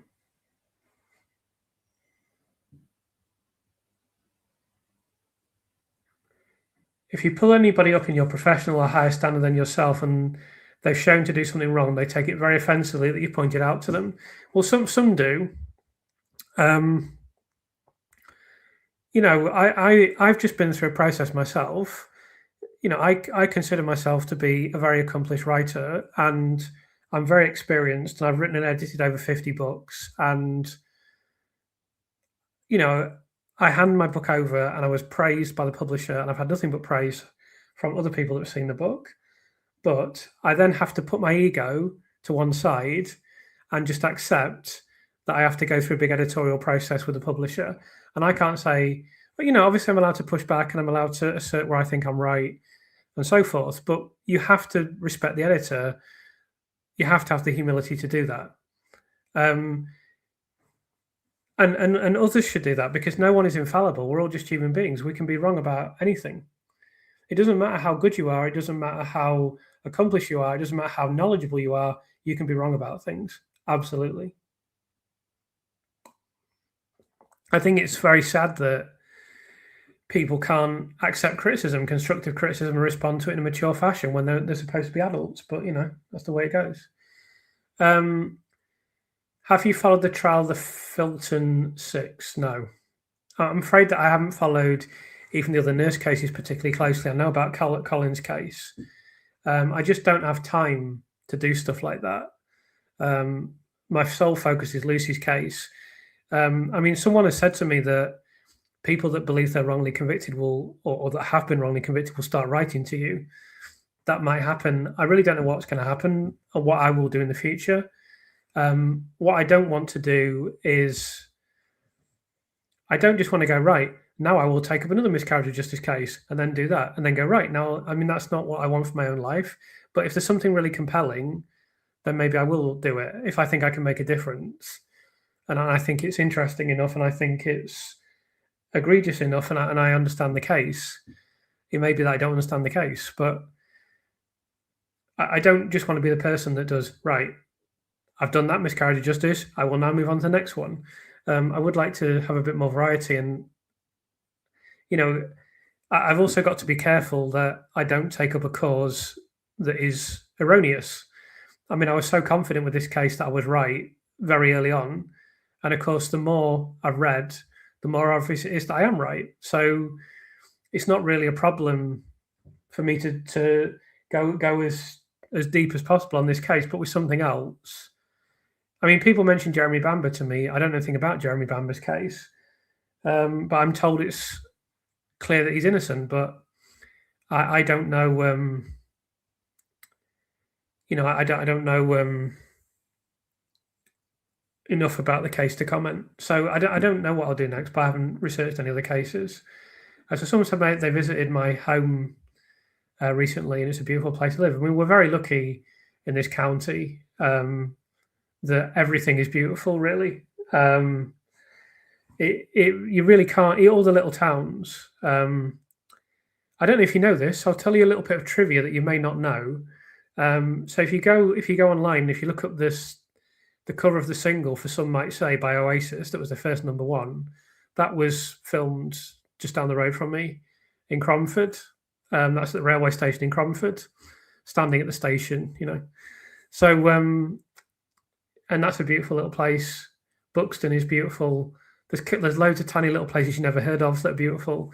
It's just a lovely county. You should definitely, if you haven't been to Derbyshire, I only discovered it, in my recent years, and I wish I'd kind of discovered it a bit sooner. But it's certainly one of the nicest places to live in Britain, I would say. I'm not saying it's the nicest because there's lots of other beautiful places and some people it might not suit them to live in the countryside, but I'm very grateful to live here, that's for sure. I find you get better engagement with people discussing the failures with the investigation and the issue that raised doubts with the court case than trying to convince that Lucy's innocent. So I think that I really wanted to expose the police investigation as much as possible for this reason, because anyone can understand. And I think this is particularly true for MPs as well. If you start saying to them, oh, arterial and venous air embolism, blah, blah, blah, then, that's complicated. If you say to them the police have cocked up the investigation, they understand that immediately. And people in the general public understand that immediately. So I really wanted to expose that. And I am kind of a little bit proud that I've played a role in that. So I totally agree with your comment, basically. Do you think Dr. Shuley would be called to a new trial? Oh, absolutely. There's no doubt that all the experts will be called. Any one of the other paediatricians that looked over these case files? Well, Evans won't be. I very much doubt that Bowen would be because she's pretty much persona non grata at this point. It's very hard to say what would happen in a retrial. I think it's doubtful that they would call any of the original experts because they're going to be toxic by the time this is over. So I don't know, but I doubt it. I doubt the paediatricians will be called, but Dr. Shuley could certainly and very, very likely would give evidence in court, but they'll, the KC will call all the experts. as needed. Let's go a bit further down. If it could have been everyone, why the not nice comment by Breary, who was the one pushing for the blame to be put on Lucy? Well, there's two possibilities with that. Dr. Breary, like either they did think badly of Lucy and that has influenced them, or the other possibility is they just couldn't face up to the problems on the unit, and so therefore they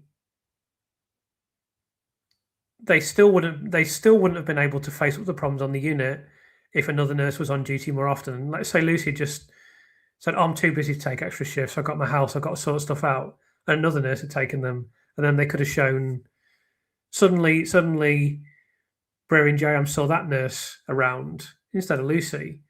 Their cognitive thinking could have gone along that path instead of the path they were on with Lucy. In my view, that's a distinct possibility. Other people think that there was a reason that Lucy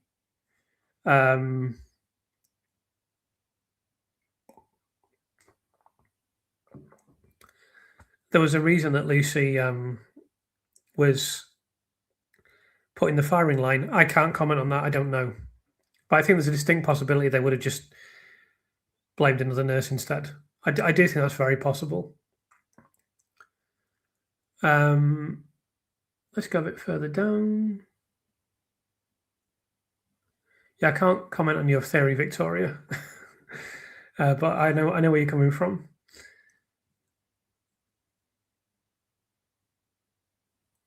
It seems harder now to get an innocent person out of prison than it was about 20 years ago. Sally Clark was in prison for about 3 years. Yeah, I thought that as well. I thought that case was resolved very quickly.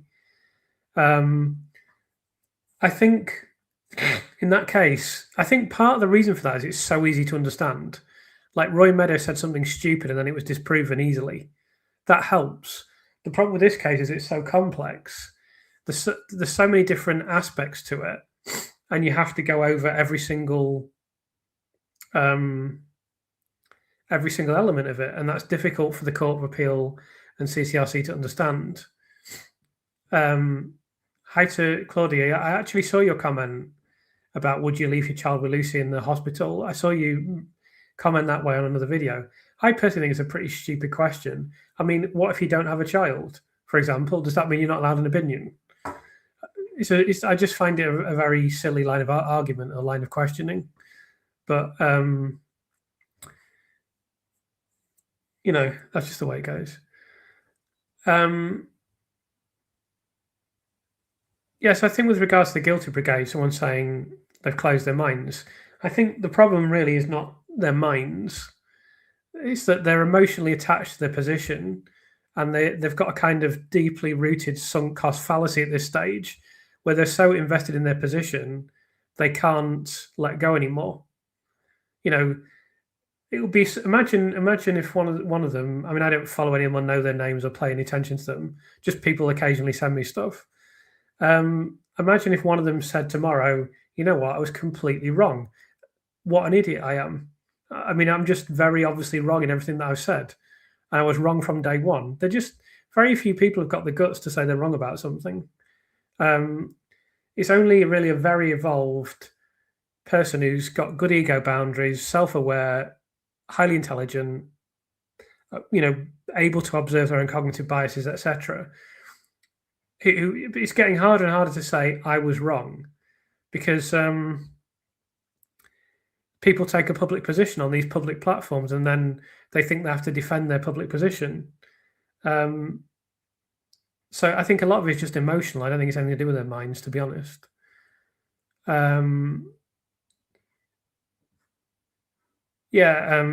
Someone, I've kicked the trolls out now. I could have like a moderator, but I don't bother because they don't bother me. They just say a few daft things, and if they want to spend their evening that way and think it's worthwhile, let them do it. All they're doing is wasting their own time. It doesn't bother me. Jurors used to be able to speak after trial. This was changed after newspapers tempted jurors after paying stories for either guilty or not guilty. This was after Jeremy Thorpe case. So I didn't know that. It was very interesting. Talking of pay, I've just Googled Band 5 nurse 2015, £21,692 is what she's gone through compared to, Lady Thirlwell worth it? No. One thing I will say is that salary sounds, I guess, very low now. It's still low at the time. It's not a big salary, was it, at all? But obviously there's been astronomical inflation since then of the price of everything. So the salary has gone up quite a lot since then. And that salary was worth more at that time. But absolutely is not a huge amount of money. I don't think anyone could disagree with that. Hi, Chris. We're looking forward to your book release. Good to have you here, as always. So this gentleman, Reflective, was one of my interviewees some months ago. Maybe we'll get him back one day. I'd like to do that. Jane Hutton's account is going to my MP and your coverage of the grievance.release. Great. Just keep sending things out. Just keep trying. They might not say anything publicly, but privately they may be saying something completely different. Just come off Andrew Castle's, I'd pull the lever and the troll was on it a year ago and not objecting to the death penalty. I don't know anything about that. I did a video about why the Liverpool Women's Hospital cases were dealt with by the National CPS office rather than the local one, based on my experience of working in the civil service. Hi, Carl. That's interesting. I didn't know that. I unfortunately don't get much chance to watch other videos unless someone says to me, right, you definitely need to watch this for some reason.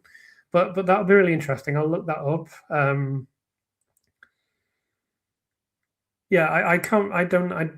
I can sort of surmise why it might be, but it'd be interesting to hear your experience. I mean, I have to be careful about what I say as well. But I mean, I have my own suspicions as to why it happened, but I just don't know for sure. Let's go a bit further down.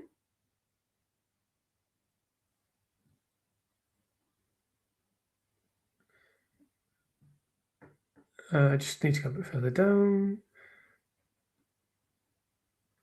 I hope you'll write a book with Lucy. I will buy multiple copies for all my friends and family, and hopefully everyone else will, to make it a bestseller and to shame the liars. Well, I think it's safe to say that if there's ever a book with Lucy, it'll sell quite well. I don't think Lucy. I mean, this is why I would want Lucy to do it. I mean, this will be extremely lucrative for Lucy. I'll make, and I'll give her the vast majority of the book, and I'll just ask for a fee, because this will be one of the biggest stories ever. And I mean, people love a human interest story. It would just be enormous. So I hope she does do it, and I hope that she. I mean, I'm sure there'll be documentaries, and I'm sure there'll be dramatizations, and I'm sure Lucy will benefit from those. But I hope she is willing to do a book, because she has a right to have a side of the story. But of course, this is in the future, and I'm just 100% concentrated on trying to help her at this point in time.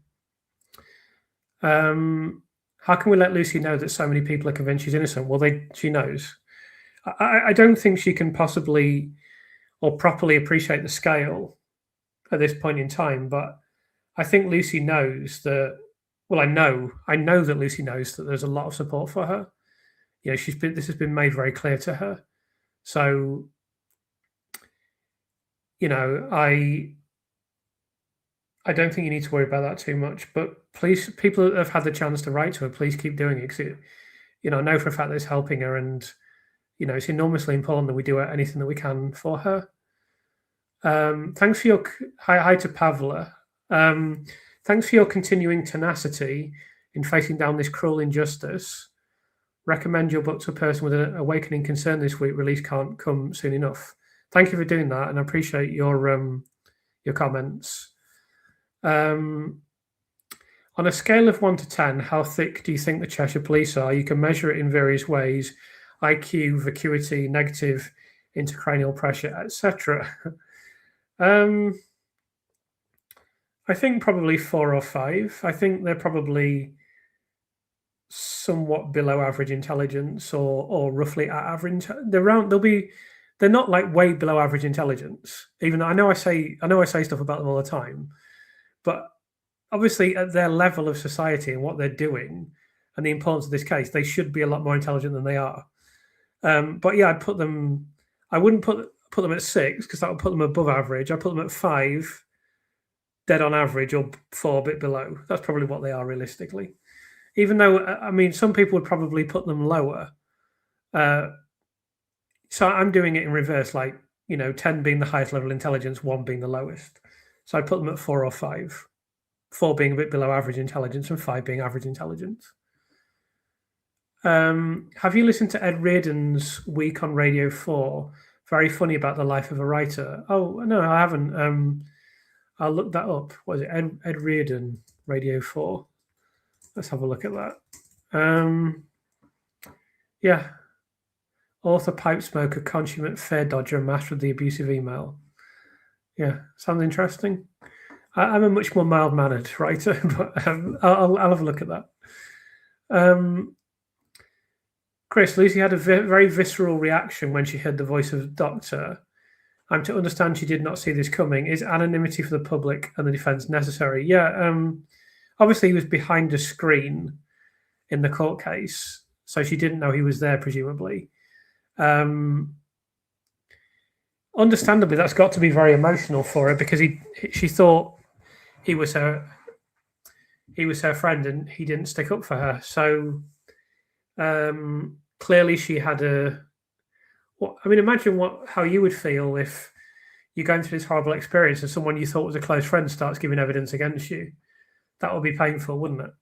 So I think her reaction was very, very natural. Hello to Manchurian candidate. Best wishes, Mr. Morris. Wish you were on my case. Tremendous work. Thank you. Appreciate the support very, very, very much.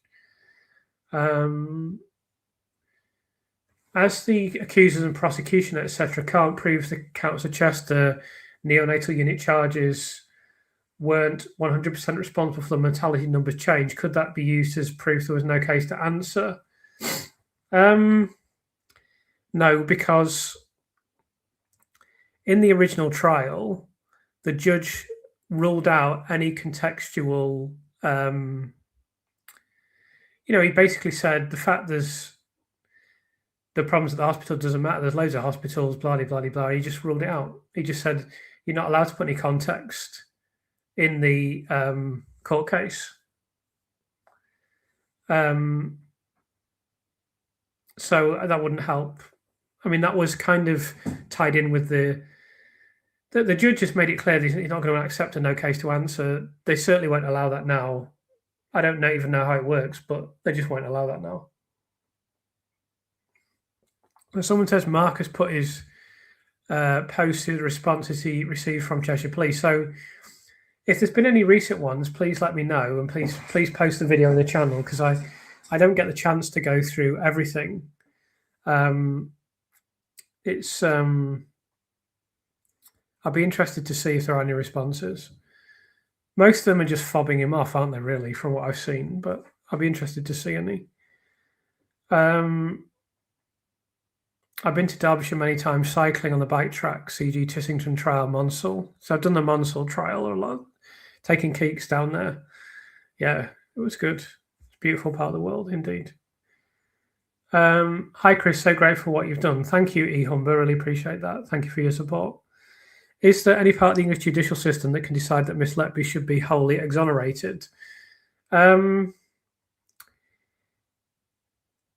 far as I understand it, it's likely that she won't be deemed innocent. It'll be deemed an unsafe conviction. To be deemed innocent, there has to be DNA pretty much, or someone else confesses or whatever. But I don't understand everything about it, so I'm not an expert. But this is one of the question marks about her receiving compensation from the state, is that they only get there's a very low percentage, 8% of claims for compensation receive any compensation at all. And they just say, well, you weren't found innocent. And they set the bar for innocence very, very high. So the main thing is Lucy comes out of prison, but in terms of being wholly exonerated, it's going to be very difficult. Because how do you prove her innocent of something that never happened? You just need to prove the conviction unsafe and get her out of prison.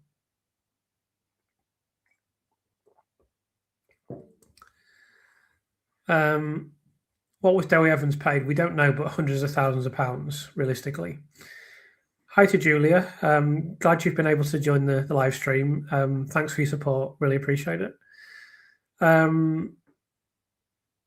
Apart from buying your book, are there any other ways we can support you and Lucy? Obviously, to review online, watch your videos, share the videos, comment, amplify the algorithms. A lot of people mention my videos and myself in comment sections. I never thought I'd have a time where I keep, I'll read like a newspaper comment section. I'm mentioned in it or every single one, seemingly. So I suppose that helps. I'm not asking you to do that, but you can do it if you want. In terms of supporting Lucy, as I said, I did mention, writing to your MP, amplifying anything that supports Lucy, commenting, talking to your friends and family, circulating materials, anything like this. But also I did mention there's a Q&A video in which I give several different ways that people can help. I can't remember every single one of those at this point in time, but if you dig out that video, you should be able to identify them. An interviewee a few weeks ago mentioned psychological projection.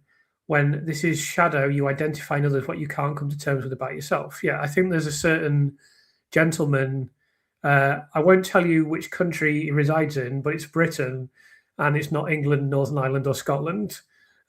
Who is a classic case of that. Could Lucy sign some books to auction off? I would buy a copy of your book signed by you both. There's no prospect she'll be able to do that. And I don't think she would want to do it. It's a nice idea, but it's just not the kind of thing that they're allowed to do. And she doesn't want things that she's done seeping out of the prison. So she's kept a low profile, and I think that's sensible, same as her parents. And I'm sure she's discussed this with her parents. But yeah, I'm happy to sign copies. I mean, I'm probably going to be doing events where I sign copies. I don't know what's going to happen exactly yet. It's literally, I can't plan ahead. I just get up today and thought, what am I doing today? Live stream at 8 o'clock. Set an alarm on your radio so you don't forget, because people will be disappointed. What else am I doing? I'm doing this, that, and that. Blah blah blah. Do that. Then after this, I'll go. I'll have a bite to eat and go to bed. Then I'll get up tomorrow and do the same. So I haven't thought any further ahead, but just working hard on what I'm doing now.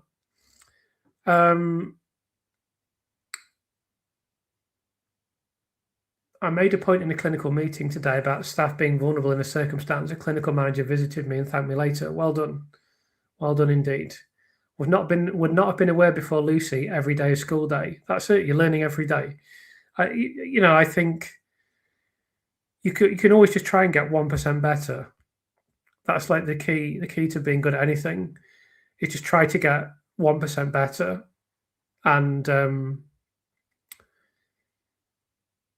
that's the key to improvement, or the key to mastery in any field. I have a plan that I'm going to discuss with Chris soon. We will publicise it, and you can support it. That's great. I'm in touch with Thomas, so we'll have a look at doing that soon. Obviously, at this point in time, I have to completely concentrate on what I'm doing now. And then Kiko's faithfully lying ever so quiet down there. She needs my attention as well, and that's basically all I do and feed myself at the moment. But yeah, I'm definitely will try and help. And obviously, I do know. I mean, the thing is, I do lots of campaigning, lots of stuff behind the scenes that you don't see. But I'm always trying to connect people, help people. I connected with someone the other day. It was someone really important. I can't talk about that, but exactly what happened. But managed to get two people together. So I'm always doing stuff behind the scenes. I've done lots of stuff that people don't know about, and that takes up time as well. Prepping the interviews takes time. Connecting with people takes time. But I just give it everything that I can. When I've got more time, I'll help Thomas with this thing if I can. Hello to Sarah. Hello, who's in New Zealand. Thank you for what you're doing every day to right this wrong. Not a problem. I really appreciate the support, and I'll just keep going for as long as it takes, which hopefully won't be lots of years. It'll be a small number of years. Can can I just say, and I speak for everybody in the chat, each and every one of us are wholly grateful for explaining every single detail about Lucy's case. We appreciate it. That's not a problem. I mean, in as much as you can enjoy doing this, I enjoy doing it. I mean, I love to delve into something very deeply and make sure I understand every aspect of it. So it's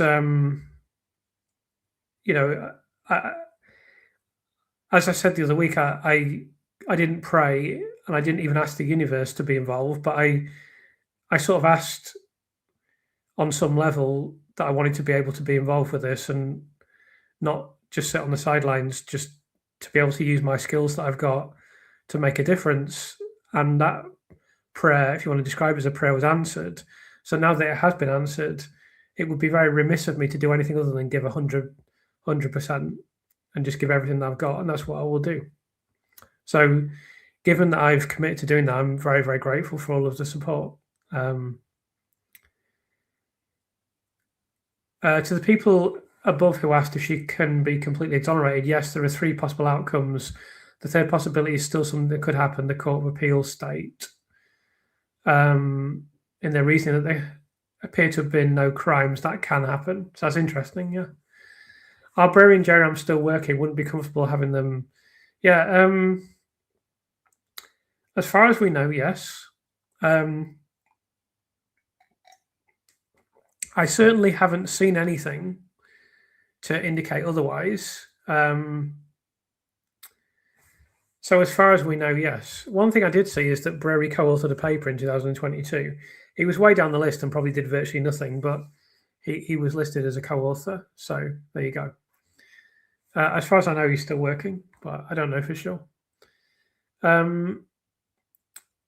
Any idea of how many people support the efforts to have the Court of Appeal do its job? I mean, there's 31 experts in the panel. There's obviously a lot. I mean, you're all supporting. It's not all just about the experts. It's about all the efforts on social media. Everything that people have done is so important. Without that, it never would have got in the mainstream press. It's only through grassroots activism, then it becomes media, then experts start to pay attention, then eventually the legal profession catches up, and that's the process. So we're somewhere between 0.3 and 0.4, and that's only because of you guys. It's not because of me. I've played a role in it. You know, I'm not going to be falsely modest about it, but I'm just one person. With me on my own is pointless, basically. And also, I only started to do YouTube relatively recently. It's a year ago now. It's just over a year. I mean, that year flew by, absolutely flew by. But without a very diligent effort from people of raising awareness, of commenting, of doing their own research, of sharing that research, we wouldn't be where we are now, and Lucy wouldn't have a chance. So it's great. It's great what everyone has done. So, I mean, in answer to the question, I mean, thousands of people, tens of thousands, are supporting the efforts, basically. Do the CCRC need to start again with a fresh set of people because of Sean Edwards? Probably not. They'll probably just kick him out and replace him. So just for people who don't know, because Thomas is commenting, Sean Edwards was this guy who was working on the CCRC application, who works for the CCRC, and it was revealed that he had previously commented on the police investigation on LinkedIn and praised the police investigation. Obviously, before he's working on the CCRC case, but then there were newspaper articles and the CCRC announced he'd be removed from the assessing this case. So I think it will just be a case of, right, get rid of Sean, carry on. That's just what I think is likely to happen. Isn't it the case that a not guilty verdict for all charges due to enough doubt is enough to prove innocence from a medical setting case and to trigger full compensation? I have no idea. I'd literally have to research that to be able to answer the case. All I can tell you is that the bar for innocence is very high and most people don't get compensation. However, in Lucy's case, there's going to be, again, enormous pressure for compensation. But the most important thing is that we make sure that Lucy is financially secure regardless. There needs to be a big funding campaign. I will give generously to it. I'm sure many others will. And we need to make sure she's not reliant on compensation. And then we need to fight for her to get compensation as well. That's my opinion. But interesting to read your view. I couldn't really comment credibly on it. You're making a difference, Chris, and lots of others are too. I agree. Thank you for your comment. Still twilight up north, brighter days, brighter insulin news. No one could have been an expert on such a subject. Absolutely. And it's a critical paper and it should make a massive difference. But I knew this was coming. I was waiting for it to be released.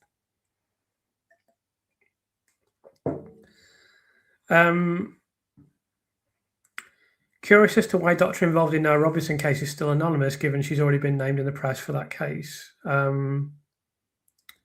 Yeah, I shouldn't really comment on that.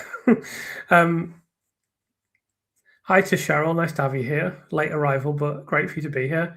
Greetings from Scotland, from Henry. Nice to have you here. Looking forward to your book, Chris. Thank you for that. Appreciate the support. Hope you enjoy reading it when it comes out. It'll pass by soon enough. For me, it'll be like a blink of an eye. For you guys, it might be a bit longer, but the day will come when it's available. So, hi to Woody. Any plans to have Michael McConville on at all? Well, he's on my list. I haven't contacted him because I've been so busy. I mean, I'm sure that will happen at some point, but I've just not had the opportunity to sort it out. If he wants to do it, I'm sure it will happen at some point. Hi to...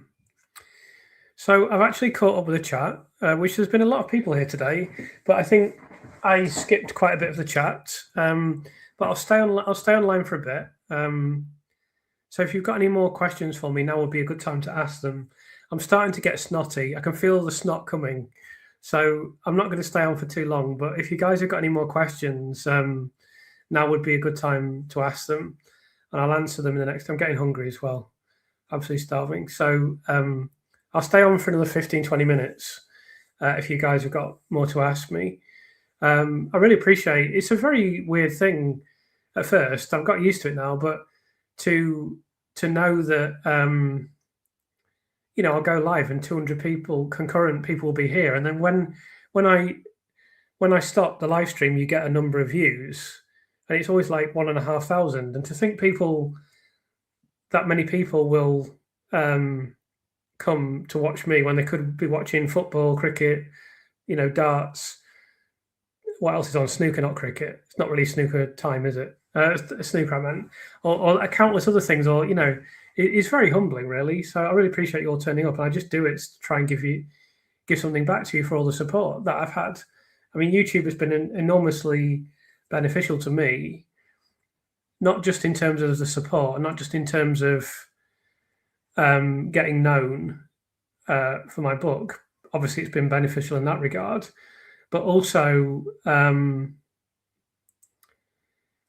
because it's been a soft landing for me, because there's always going to be a time. I mean, as you know, or people that have been here for a long time will know that originally I didn't come out with my name, and I definitely didn't come out with on camera.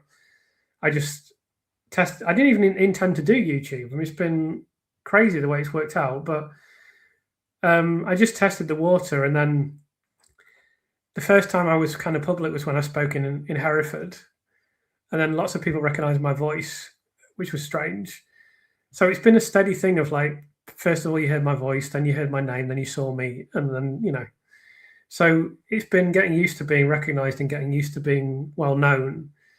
So that's been really helpful. And obviously a big part of that process is the amount of support that I've received. So I'm really enormously grateful for that. So I've got a couple of questions now. Is Thomas a collaborator? So we're in contact, and he is someone that has an idea that I'm going to help with, if I can, at the right time. Just want to thank you for all you do, Chris. If I was in Lucy's position, I would want you on my case. Thank you, Zoe, and thank you for everything you do. I mean, people in the comments, people amplifying things, people doing stuff on social media, people writing to MPs, other letters to other organisations, telling their friends. All these things make a difference. Very important.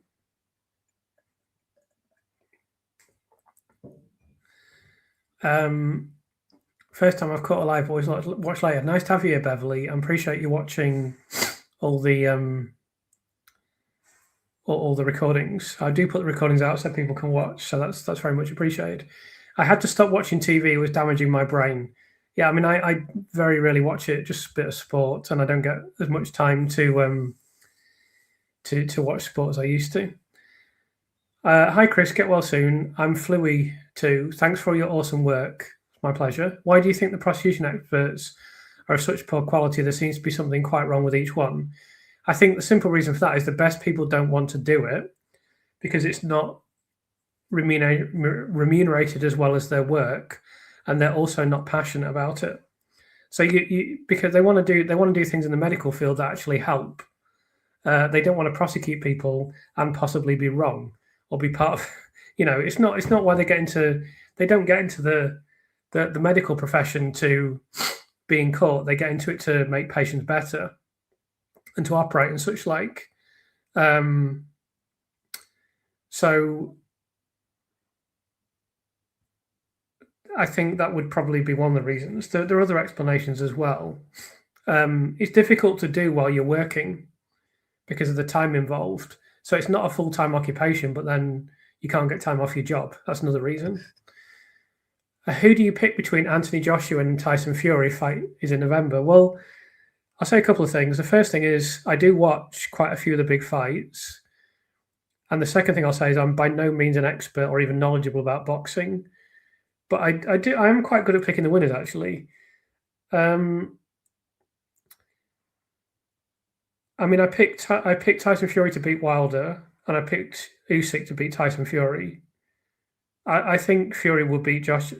Based on Joshua's last fight, where he got knocked out by Dubois, was it? If I remember rightly. I mean that was dreadful, utterly dreadful.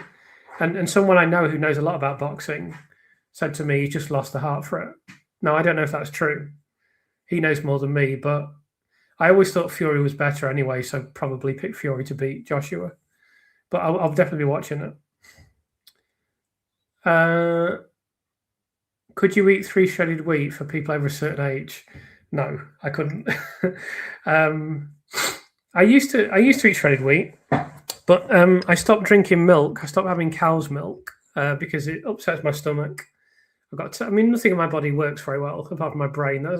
I got given a decent brain. That's about it. And I have almond milk now, and I mean, I don't know if you've had almond milk as a standalone milk, but it's no good for cereal. It's all right for like smoothies and stuff like that, but you couldn't have shredded wheat with it. It'd be absolutely dire. Chris, noticed Ian Banks' books on your shelf. You used to read his books years ago. Who are some of your favourite authors? So my favourite novel is Catch-22 by Joseph Heller. My favourite writer of all time is Philip K. Dick, science fiction writer. George Orwell's a big influence on me as well. And then I like Dostoevsky, Dickens, Albert Camus. I like a lot of the Russian writers. I like Chekhov. And then modern writers, I've read quite a lot of Ian Banks. The novel Great Apes by Will Self is an amazing novel that I really recommend to everyone. Absolutely brilliant. So he's a great writer. I don't like him as a person. I know someone who's met him as well, and they said he was an absolute. I won't use the word that she used. So yeah, there's a few for you. I always forget about the modern writer for some reason. Thanks, Chris, for all you're doing. I'm very much looking forward to reading your book. It's 7th July, the date. It will be publicly available. No, it's the 9th, actually. So the release date for my book is the 9th of July. It'll be available on all formats on that date. Would you say that the campaign for Lucy is being headed by Mark MacDonald, or is there some other structure that is spearheading it, e.g. 19 nurses? Where should donations go? I mean, they're very much working in parallel. Mark is dealing with the legal side, and 19 nurses are dealing with the campaigning, basically. Well, they're not the only campaigning group, but they obviously become prominent because of the brilliant work they've done. I don't know whether they would want donations, but if you contact 19 Nurses, if you go to 19 Nurses website, just send them an email and say, would you like a donation? What would you use it for? And would that be useful? I'm sure that they would be interested. Have you seen Jenny's latest post about why Councillor Chester were dealing with so many twins and triplets? I have seen some of Jenny's recent videos. It was on my list of things to send her an email, but I forgot because I've been too busy. But I'll try to remember to do that soon. There's a lot of things going on, but it's I mean, I think it's very interesting work that she's doing. That's what I'll say. What is the 15th live term? There were 7 murders, 7 attempted murder convictions. So the 15th was for Child K. So she's convicted 7 and 7 the first trial. Then the 15th was the retrial of Child K. There is a ton of terrible people saying terrible things on Twitter. Never let them get to you. Always remember they're terrible people with zero substance. They have zero impact on me. Zero. I could not care less what they say. It means nothing to me.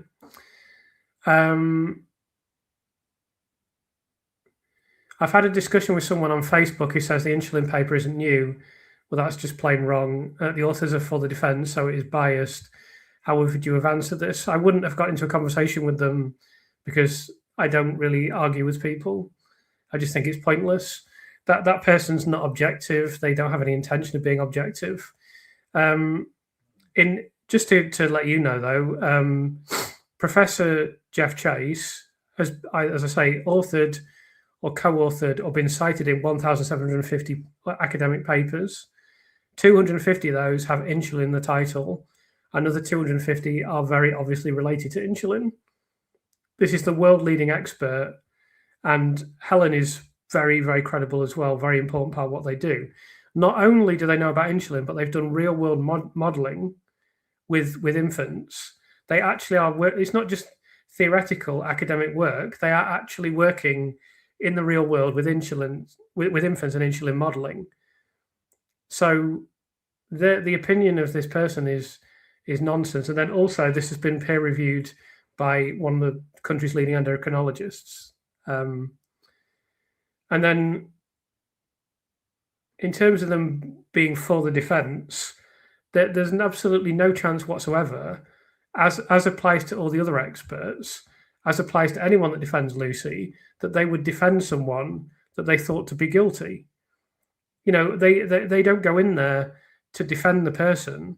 They go in there to look at the science objectively and come to an objective conclusion. And if I know for a fact, if these reports, the 37 reports have been published, if the people that authored those reports believe that Lucy Letby was guilty, they would have said so, and they would have put it out, and Lucy's appeal would have gone nowhere. It's as simple as that. Let's go a bit further down. Yeah, so you're right about Shuley. He doesn't normally do legal work. He doesn't like it because that's not why he became this hugely decorated person in neonatology, so he could go to court. So there has to be a good reason that you're doing it. The farcical retrial case of baby K shouldn't result in a life without parole sentence anyway. Absolutely not. Was using regional CPS actually against the law? It's not against the law. It's just against policy and procedure. How about Steinbeck? I read a lot of his. Yeah, I've read The Grapes of Wrath, for example. Read a few of his, yeah. Do you know that? I'll tell you an interesting fact about Steinbeck that you may not know. So Stephen Gerrard cited Steinbeck as being his favourite author. I bet you didn't know that. What percentage of what you know can you tell us? What is quarantine for the book? What percentage can't you tell us for legal reasons? That's an incredibly difficult question to answer, James. I would say it's very hard to put percentages, but some things I can't. I'd say I've shared a lot with you, the majority of what I know, but I have held a certain amount back, and there's a certain percent I can't tell you for legal reasons. I'd say that both of those things are equal, and there's even some things that I would like to put in the book that I can't for legal reasons. But everything that we're this is watertight legally. This book, absolutely watertight, and everything we said, we know we can say, 100%. So some things are quarantined because I've held them back, but I've tried to share as much as I possibly can.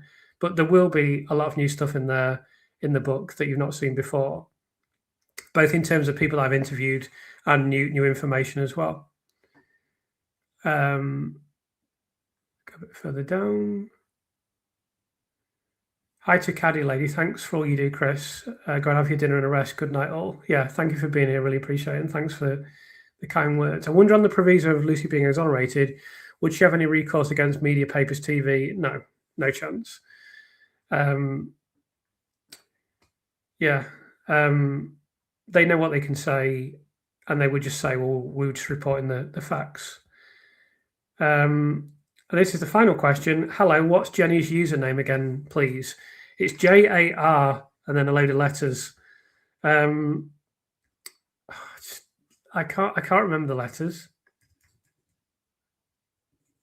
I cannot remember the letters. Let me, because on her channel she's just Jenny, isn't she?